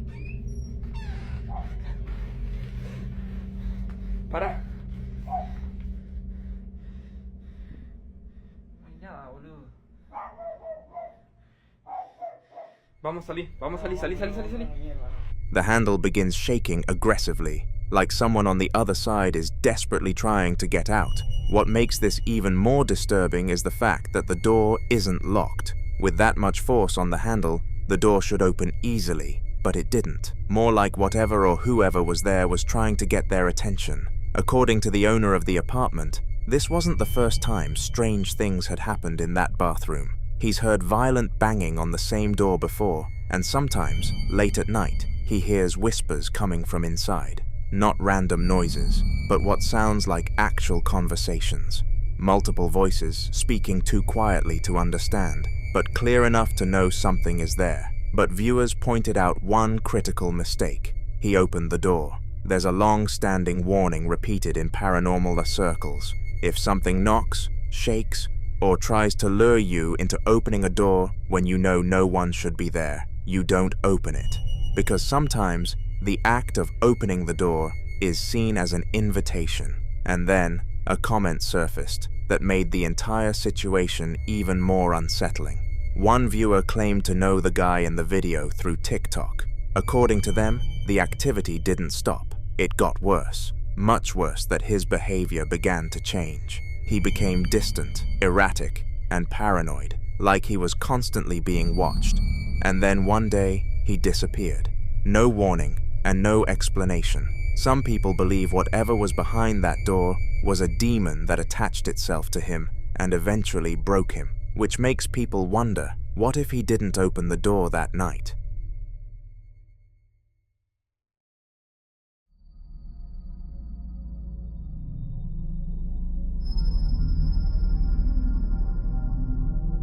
Now, in this next clip, a woman shares the disturbing activity that's been happening inside her home, a house she lives in with her husband and her father-in-law.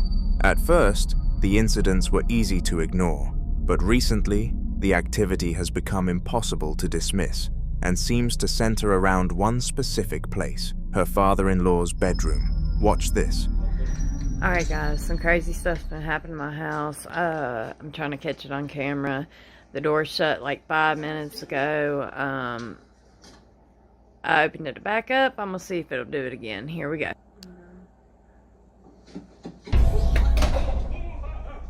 Oh shit. Oh my god, that was so crazy. I really didn't think it was gonna happen like that on cue. Jesus. Oh god. Why is my camera glitching out? Oh, that tends to happen when you get close to stuff, I guess. Okay, I just want to show you guys that no one's in here. No one's here but us. This is a closet. Let me try to turn the light on so you guys can see.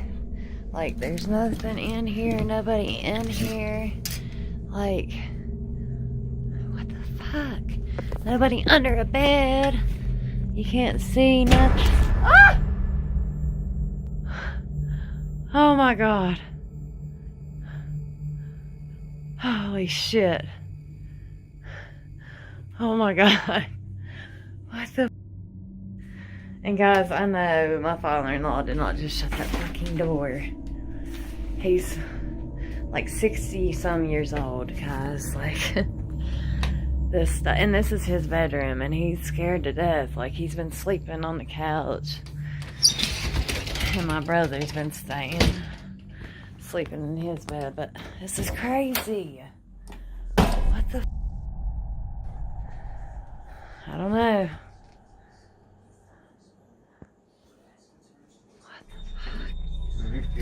What makes this even more emotional is something viewers found in the room. Her father-in-law lost his wife years ago, and he still keeps a picture of both of them inside the bedroom. Some viewers believe this may not be something hostile at all. They believe it could be her, and that the door slamming could be her way of making herself known, not to harm, but to remind him that he isn't alone. Many believe that fear can create distance between the living and spirits who mean no harm, and instead of reacting with panic, some suggest she helps her father-in-law acknowledge the presence calmly, even speak to her, as a way of bringing peace to both sides. But others see something far more concerning. They warn that not every entity that appears in a familiar space is who it seems to be. Some entities are believed to mimic loved ones, using emotional attachment as a way to gain trust and remain close. The sudden, forceful movement of the door doesn't feel gentle or comforting. It feels aggressive, like something trying to assert control over the space. So if it isn't his late wife, then something else may have chosen that room for a reason. But as always, I'll leave you to be the judge.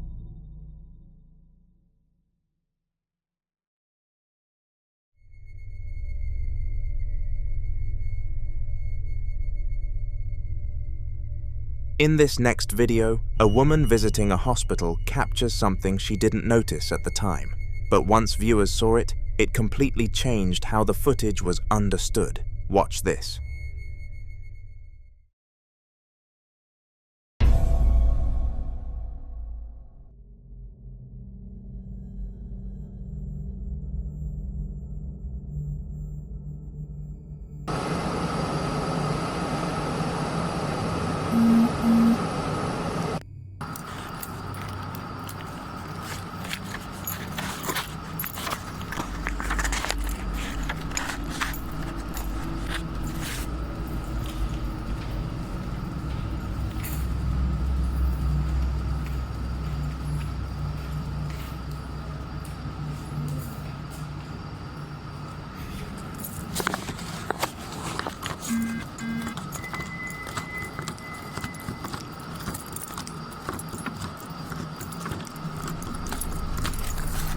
If you focus on the right side of your screen, near one of the wards, something briefly peeks out. It's quick, almost cautious, like whatever it is doesn't want to be fully seen. And then, seconds later, it appears again, this time on the left side. What makes this more disturbing is what happens next. She immediately goes back to check those rooms herself, expecting to find maybe a nurse, a patient, or at least someone who had been standing there moments earlier. But when she looks inside, the rooms are empty. Hospitals are places where life and death exist side by side. Every hallway has seen moments of relief and moments of loss. Over the years, countless patients have spent their final hours inside rooms just like those. And many people believe that when someone passes suddenly or with unfinished emotions, their presence can linger, tied to the very place where they took their last breath. So what do you think she saw? A nurse stepping out of view at just the right moment?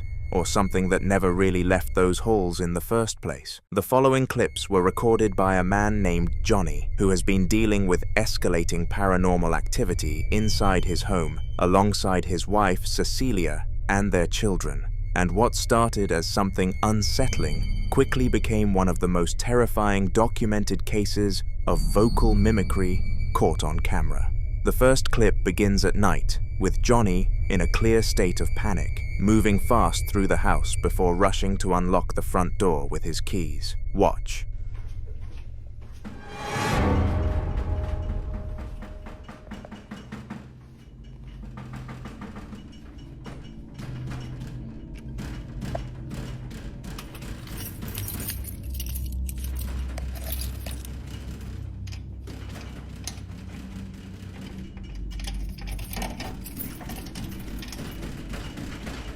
Tranquila, ¿eh?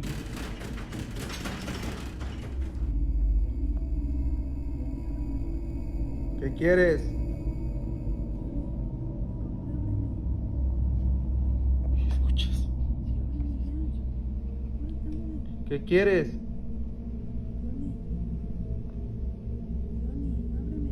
No te voy a abrir. No te voy a abrir. Calma, niña. Tranquila, mami. No te voy a abrir. Vete. Oye, no manches. manches, ¿viste? Vete.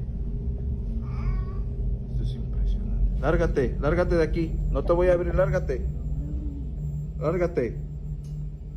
Tú no perteneces aquí. Vete.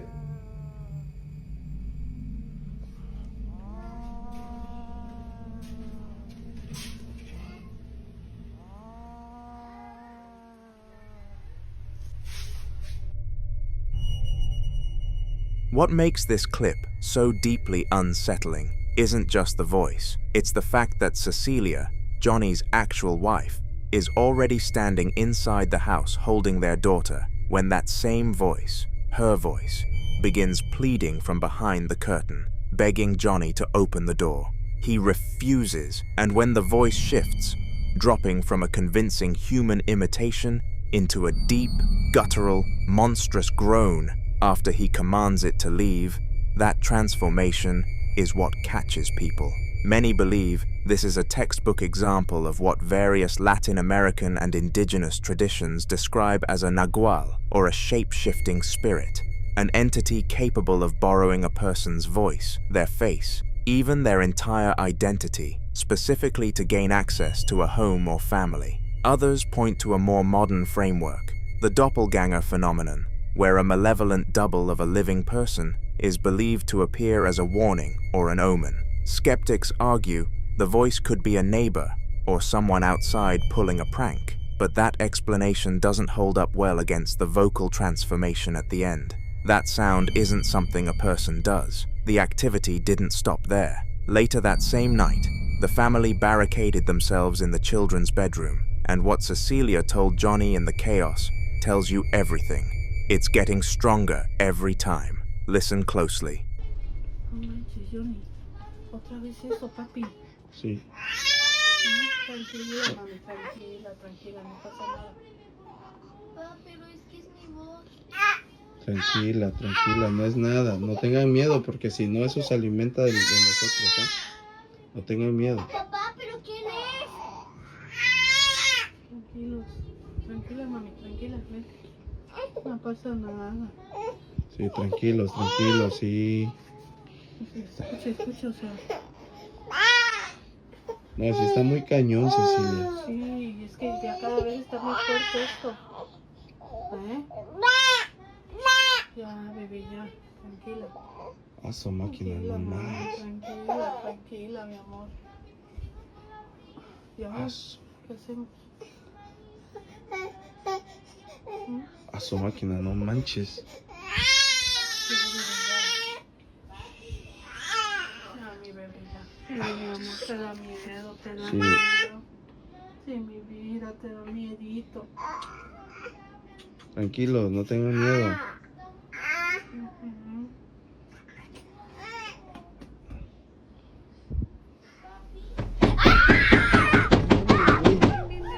No manches, tranquilos, tranquilos, tranquilos, tranquilos, tranquilos. No, mami, no pasa nada, tranquila. No manches, güey. Espérense aquí, tranquilos. No mames, güey. Sí, tranquilos. tranquilo, neto, estás temblando, A su tranquilo. máquina, no manches, güey. A la máquina.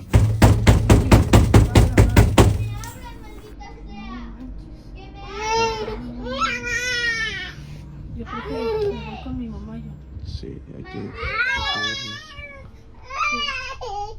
The banging that erupts on that door is violent. Not a knock, not a rattle, but something trying to break through, and then comes the voice, low and demonic, screaming for them to open up. Young Ernesto is shaking, but Johnny keeps telling the children not to be afraid, because whatever this is, he believes it feeds on that fear, which suggests this family has been living with this long enough to understand its behavior. That awareness alone is chilling. The entity had already mimicked Johnny's wife outside the house, then mimicked one of the children's voices, and now it's at the bedroom door, with a sound that no longer pretends to be human at all, a clear escalation from deception to aggression. Some who've studied accounts like this believe the mimicry phase is a probing tactic, testing which voice will get the door opened, and when that fails, the mask comes off entirely. Cecilia says she needs to call her mother, and given what comes next, That instinct seems right. This is a separate recording from the same home, captured on a security camera on the night of January 3rd of 2026, and it was filmed silently, with no audio. Watch. Amigos, quiero que vean este clip de la cámara de seguridad que está de aquel lado, ahí en la esquina. Este lo descargué el 3 de enero del 2026 a las 8:32 de la noche. Fue grabado, si no me estoy equivocando, el 2, porque yo siempre un día antes, un día después, mejor dicho, reviso las grabaciones de un día antes. Y pues bueno, han de haber sido del 2 de enero. Y la hora sí me acuerdo claramente que fue a las 3 de la madrugada. Quiero que lo vean ustedes bien. Voy a tener el sonido bajo porque de hecho se escucha una interferencia bastante fuerte. Pero denme ustedes su opinión, obsérvenlo bien a detalle todo y pues ustedes me dicen, ¿no?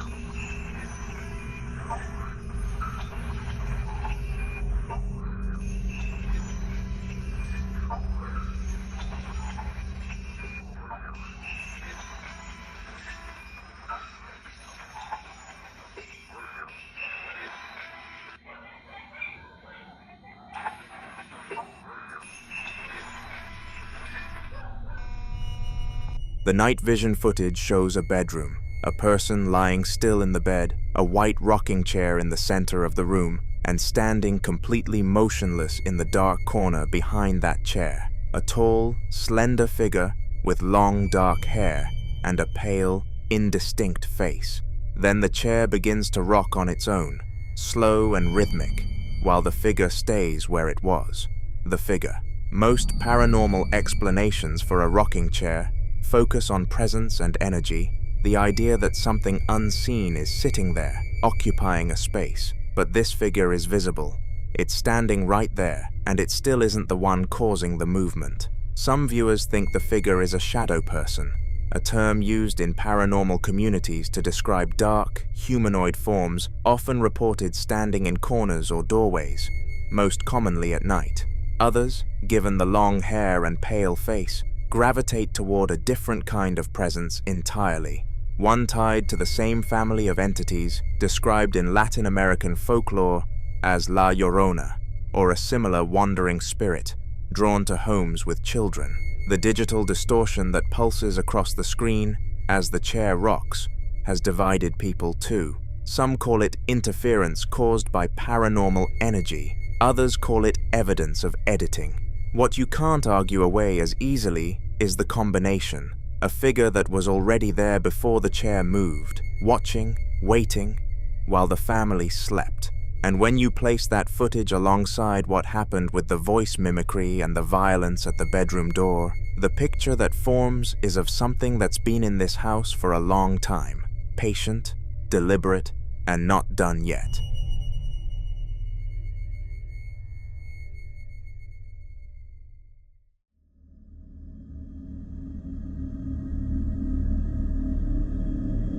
Now in this next clip, a group of men are reviewing security camera footage late at night, the kind of casual walkthrough where you're mostly expecting to find nothing. The camera they're reviewing is in black and white night vision, pointed at the exterior of a building with exposed wooden rafters running along the top. At first, the footage looks completely clean. One of them says, "There's nothing, it's safe, right?" Calm, almost bored. They pan across the frame looking for anything unusual, scanning from the walls up toward the roof structure. Then someone spots something tucked near a beam. Watch. Nggak ada ya, aman ya. Di sini aman, oke? Kita coba lihat ke atas sebelum atas sebelah sananya. Atas mana? Atas tengah ini. Bebas. Terserah kalian guys, mau pilih pohon yang mana? Tuh, kan nggak ada. Udah bro, stiker ya. Ntar kita zoom. Stiker itu. Ini stiker atau apa sih? Ini mah manusia. Stiker matamu. Manusia jurik. Susulin jangan. Gerak goblok. What the zoom reveals is a dark humanoid head with two large, perfectly round, glowing white eyes staring directly at the camera from behind a wooden beam, completely motionless. Then it retracts and vanishes. One of the men says, "Manusia jurig," which in Indonesian translates roughly to a human ghost or demon. Some viewers think those eyes rule out anything living, pointing to the unnatural glow and the stillness before it pulled back. Others aren't so sure, but whatever it was, it knew it had been seen.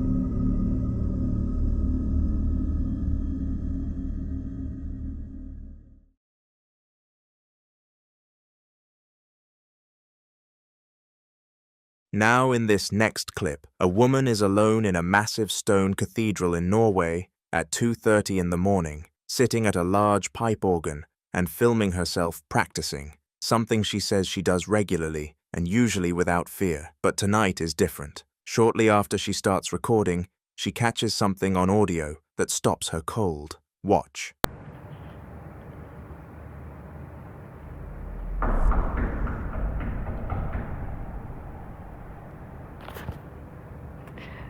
Guys, I love you all. Please don't do this in the middle of the night. It's really scary.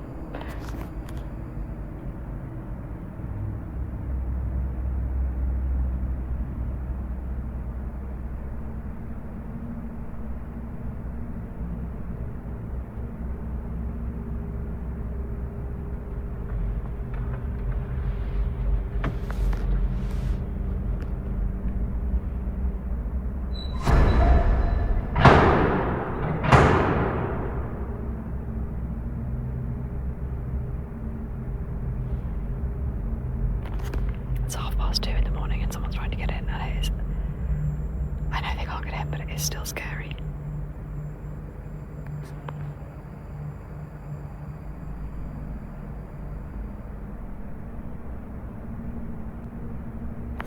I basically just sit here in silence until I feel like they've probably gone.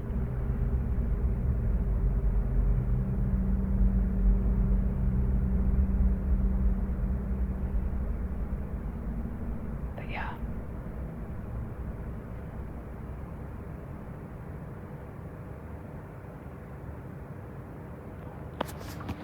First, 3 muffled thuds echo through the empty nave, distant, rhythmic, like someone knocking on a heavy door deep inside the building. Then, less than 30 seconds later, the sounds escalate dramatically, a violent metallic rattling followed by 3 loud, forceful bangs, as if something is throwing itself against the door from the other side. What makes this harder to dismiss is the setting itself. Norway's Gothic cathedrals carry centuries of history, and Akershus Fortress in Oslo is known for reports of whispers and unexplained sounds moving through its stone corridors at night. Whether whatever was outside that door was human or something else entirely, she never found out. You decide.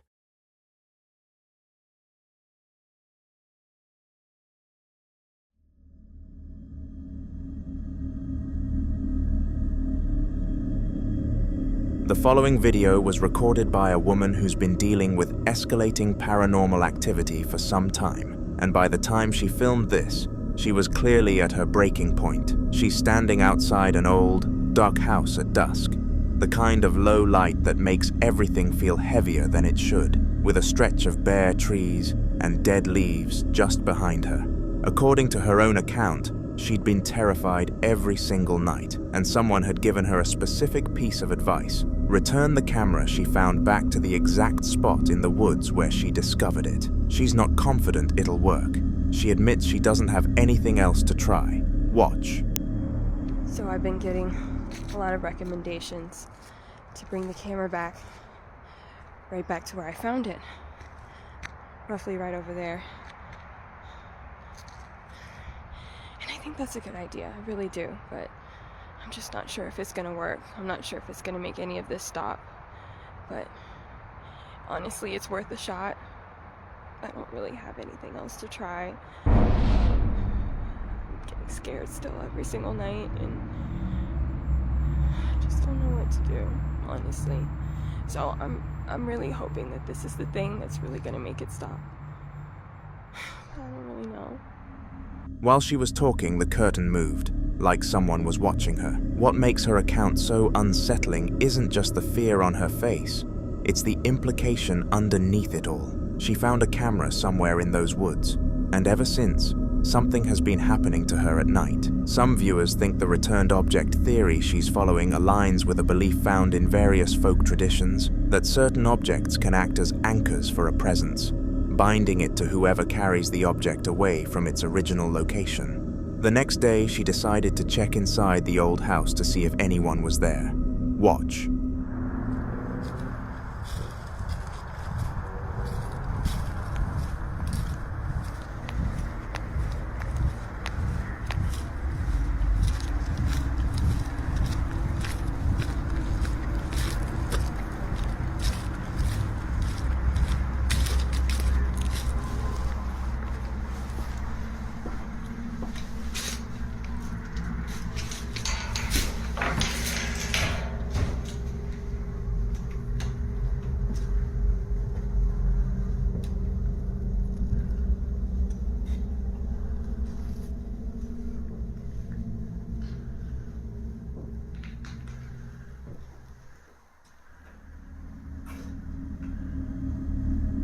If you look closely, you see someone move past the window.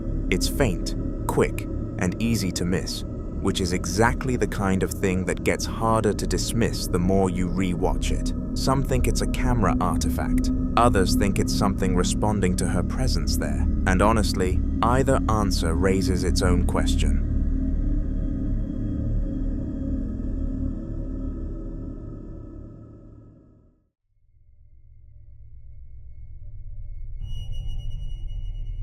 This next video was recorded by a man alone in his home at nighttime, after he heard the sound of glass breaking somewhere below him, a sound that pulled him out of whatever he was doing and sent him straight toward the basement with a night vision camera in hand.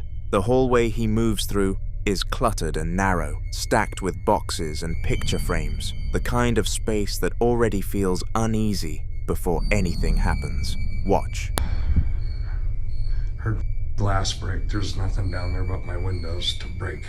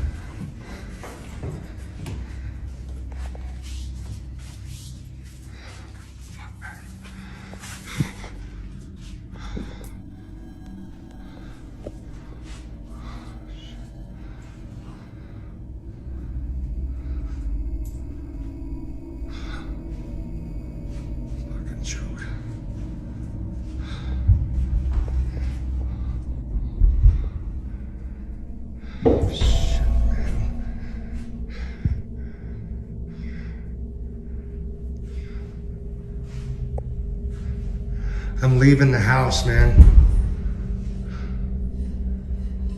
You're done. Catch me if you can. I'm leaving, man. Have it out now. What the do you want?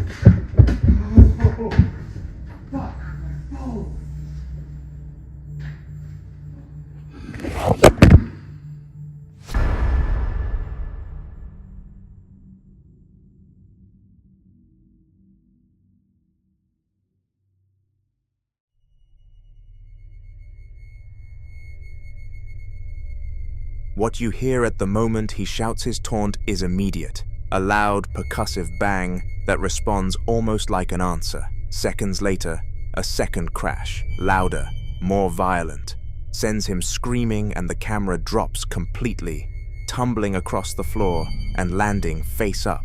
It's the final still frame that stops most viewers cold, a grainy, brightened image of a wall corner where a distinct, dark, humanoid shadow figure is standing. Some viewers immediately pointed to poltergeist activity, a term used to describe a force that interacts physically with its environment, not just appearing, but throwing, breaking, responding. Others think the escalating pattern, auditory first, then physical contact, mirrors what parapsychologists describe as an intelligent haunting, something that doesn't just make noise but reacts directly to provocation.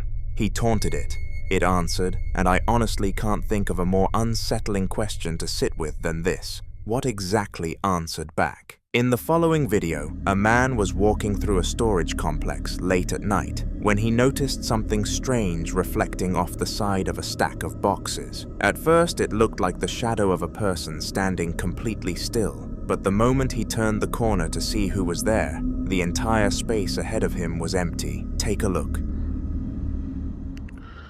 Quiero que chequen algo en esa tarima de ahí. Eso.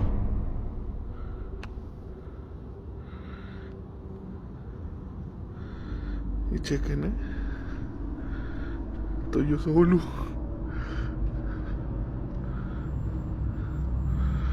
No hay nadie aquí. Ni de este lado, ni para acá. Vean. Nada.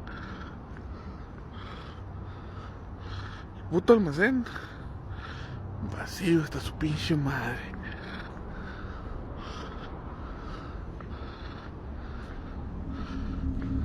He slowly walks down the long, stretched aisle between the rows of storage units, sweeping his light left and right as he passes each gap.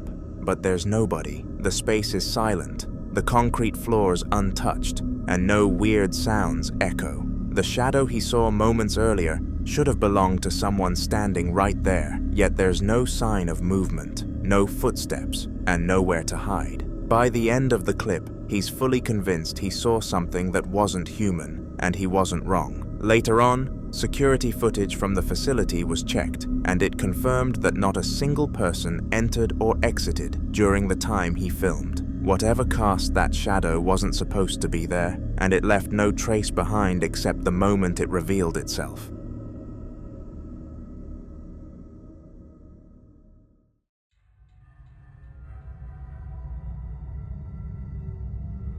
Basements are the most likely place in somebody's house to be haunted, and for Taz, that idea has basically become a daily reality. Activity in his basement has picked up so much recently that he now films every single time he goes down there, just in case something happens. This time, He was carrying a load of laundry down the stairs, trying to act normal, even though he admits the place never feels empty. A ghost lives in my basement. Activities have picked up, so I decided to record every time I go down there. This time I caught it on video.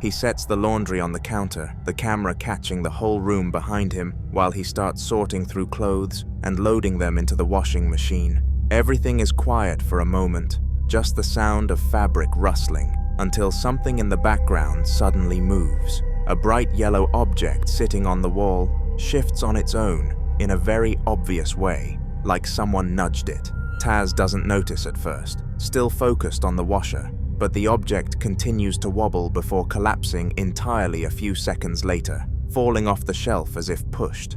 There's nobody else in the basement, no draft, nothing touching it. This wasn't a light object being blown over either. It was something heavy enough that it only ever moves when something interacts with it. For Taz, it's just more evidence that whatever is living in that basement hasn't calmed down at all and might actually be getting stronger.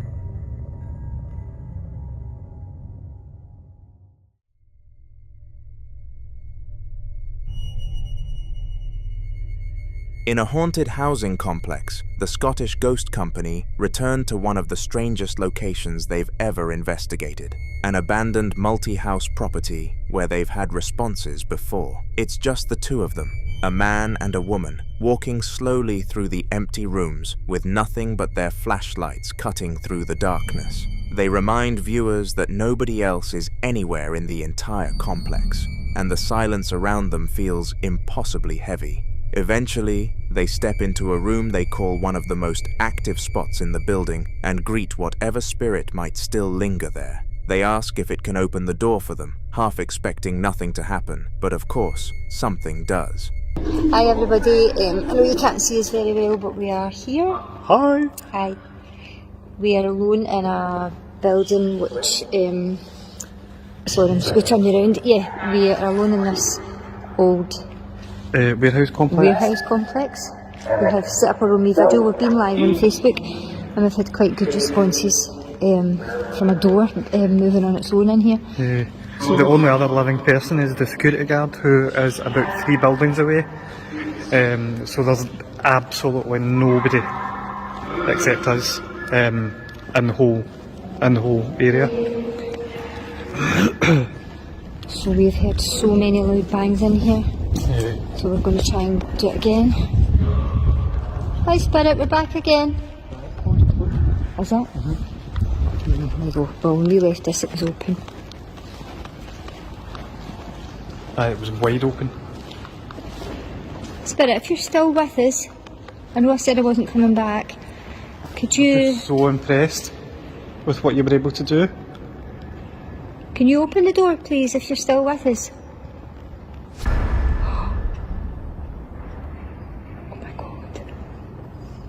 Oh my god. Thank you so much. that. Oh my god. Okay, Spirit, thank you. Can you close it again, please?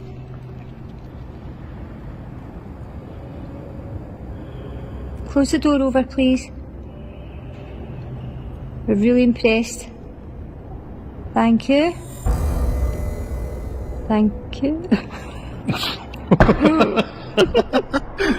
Oh my god. Well done.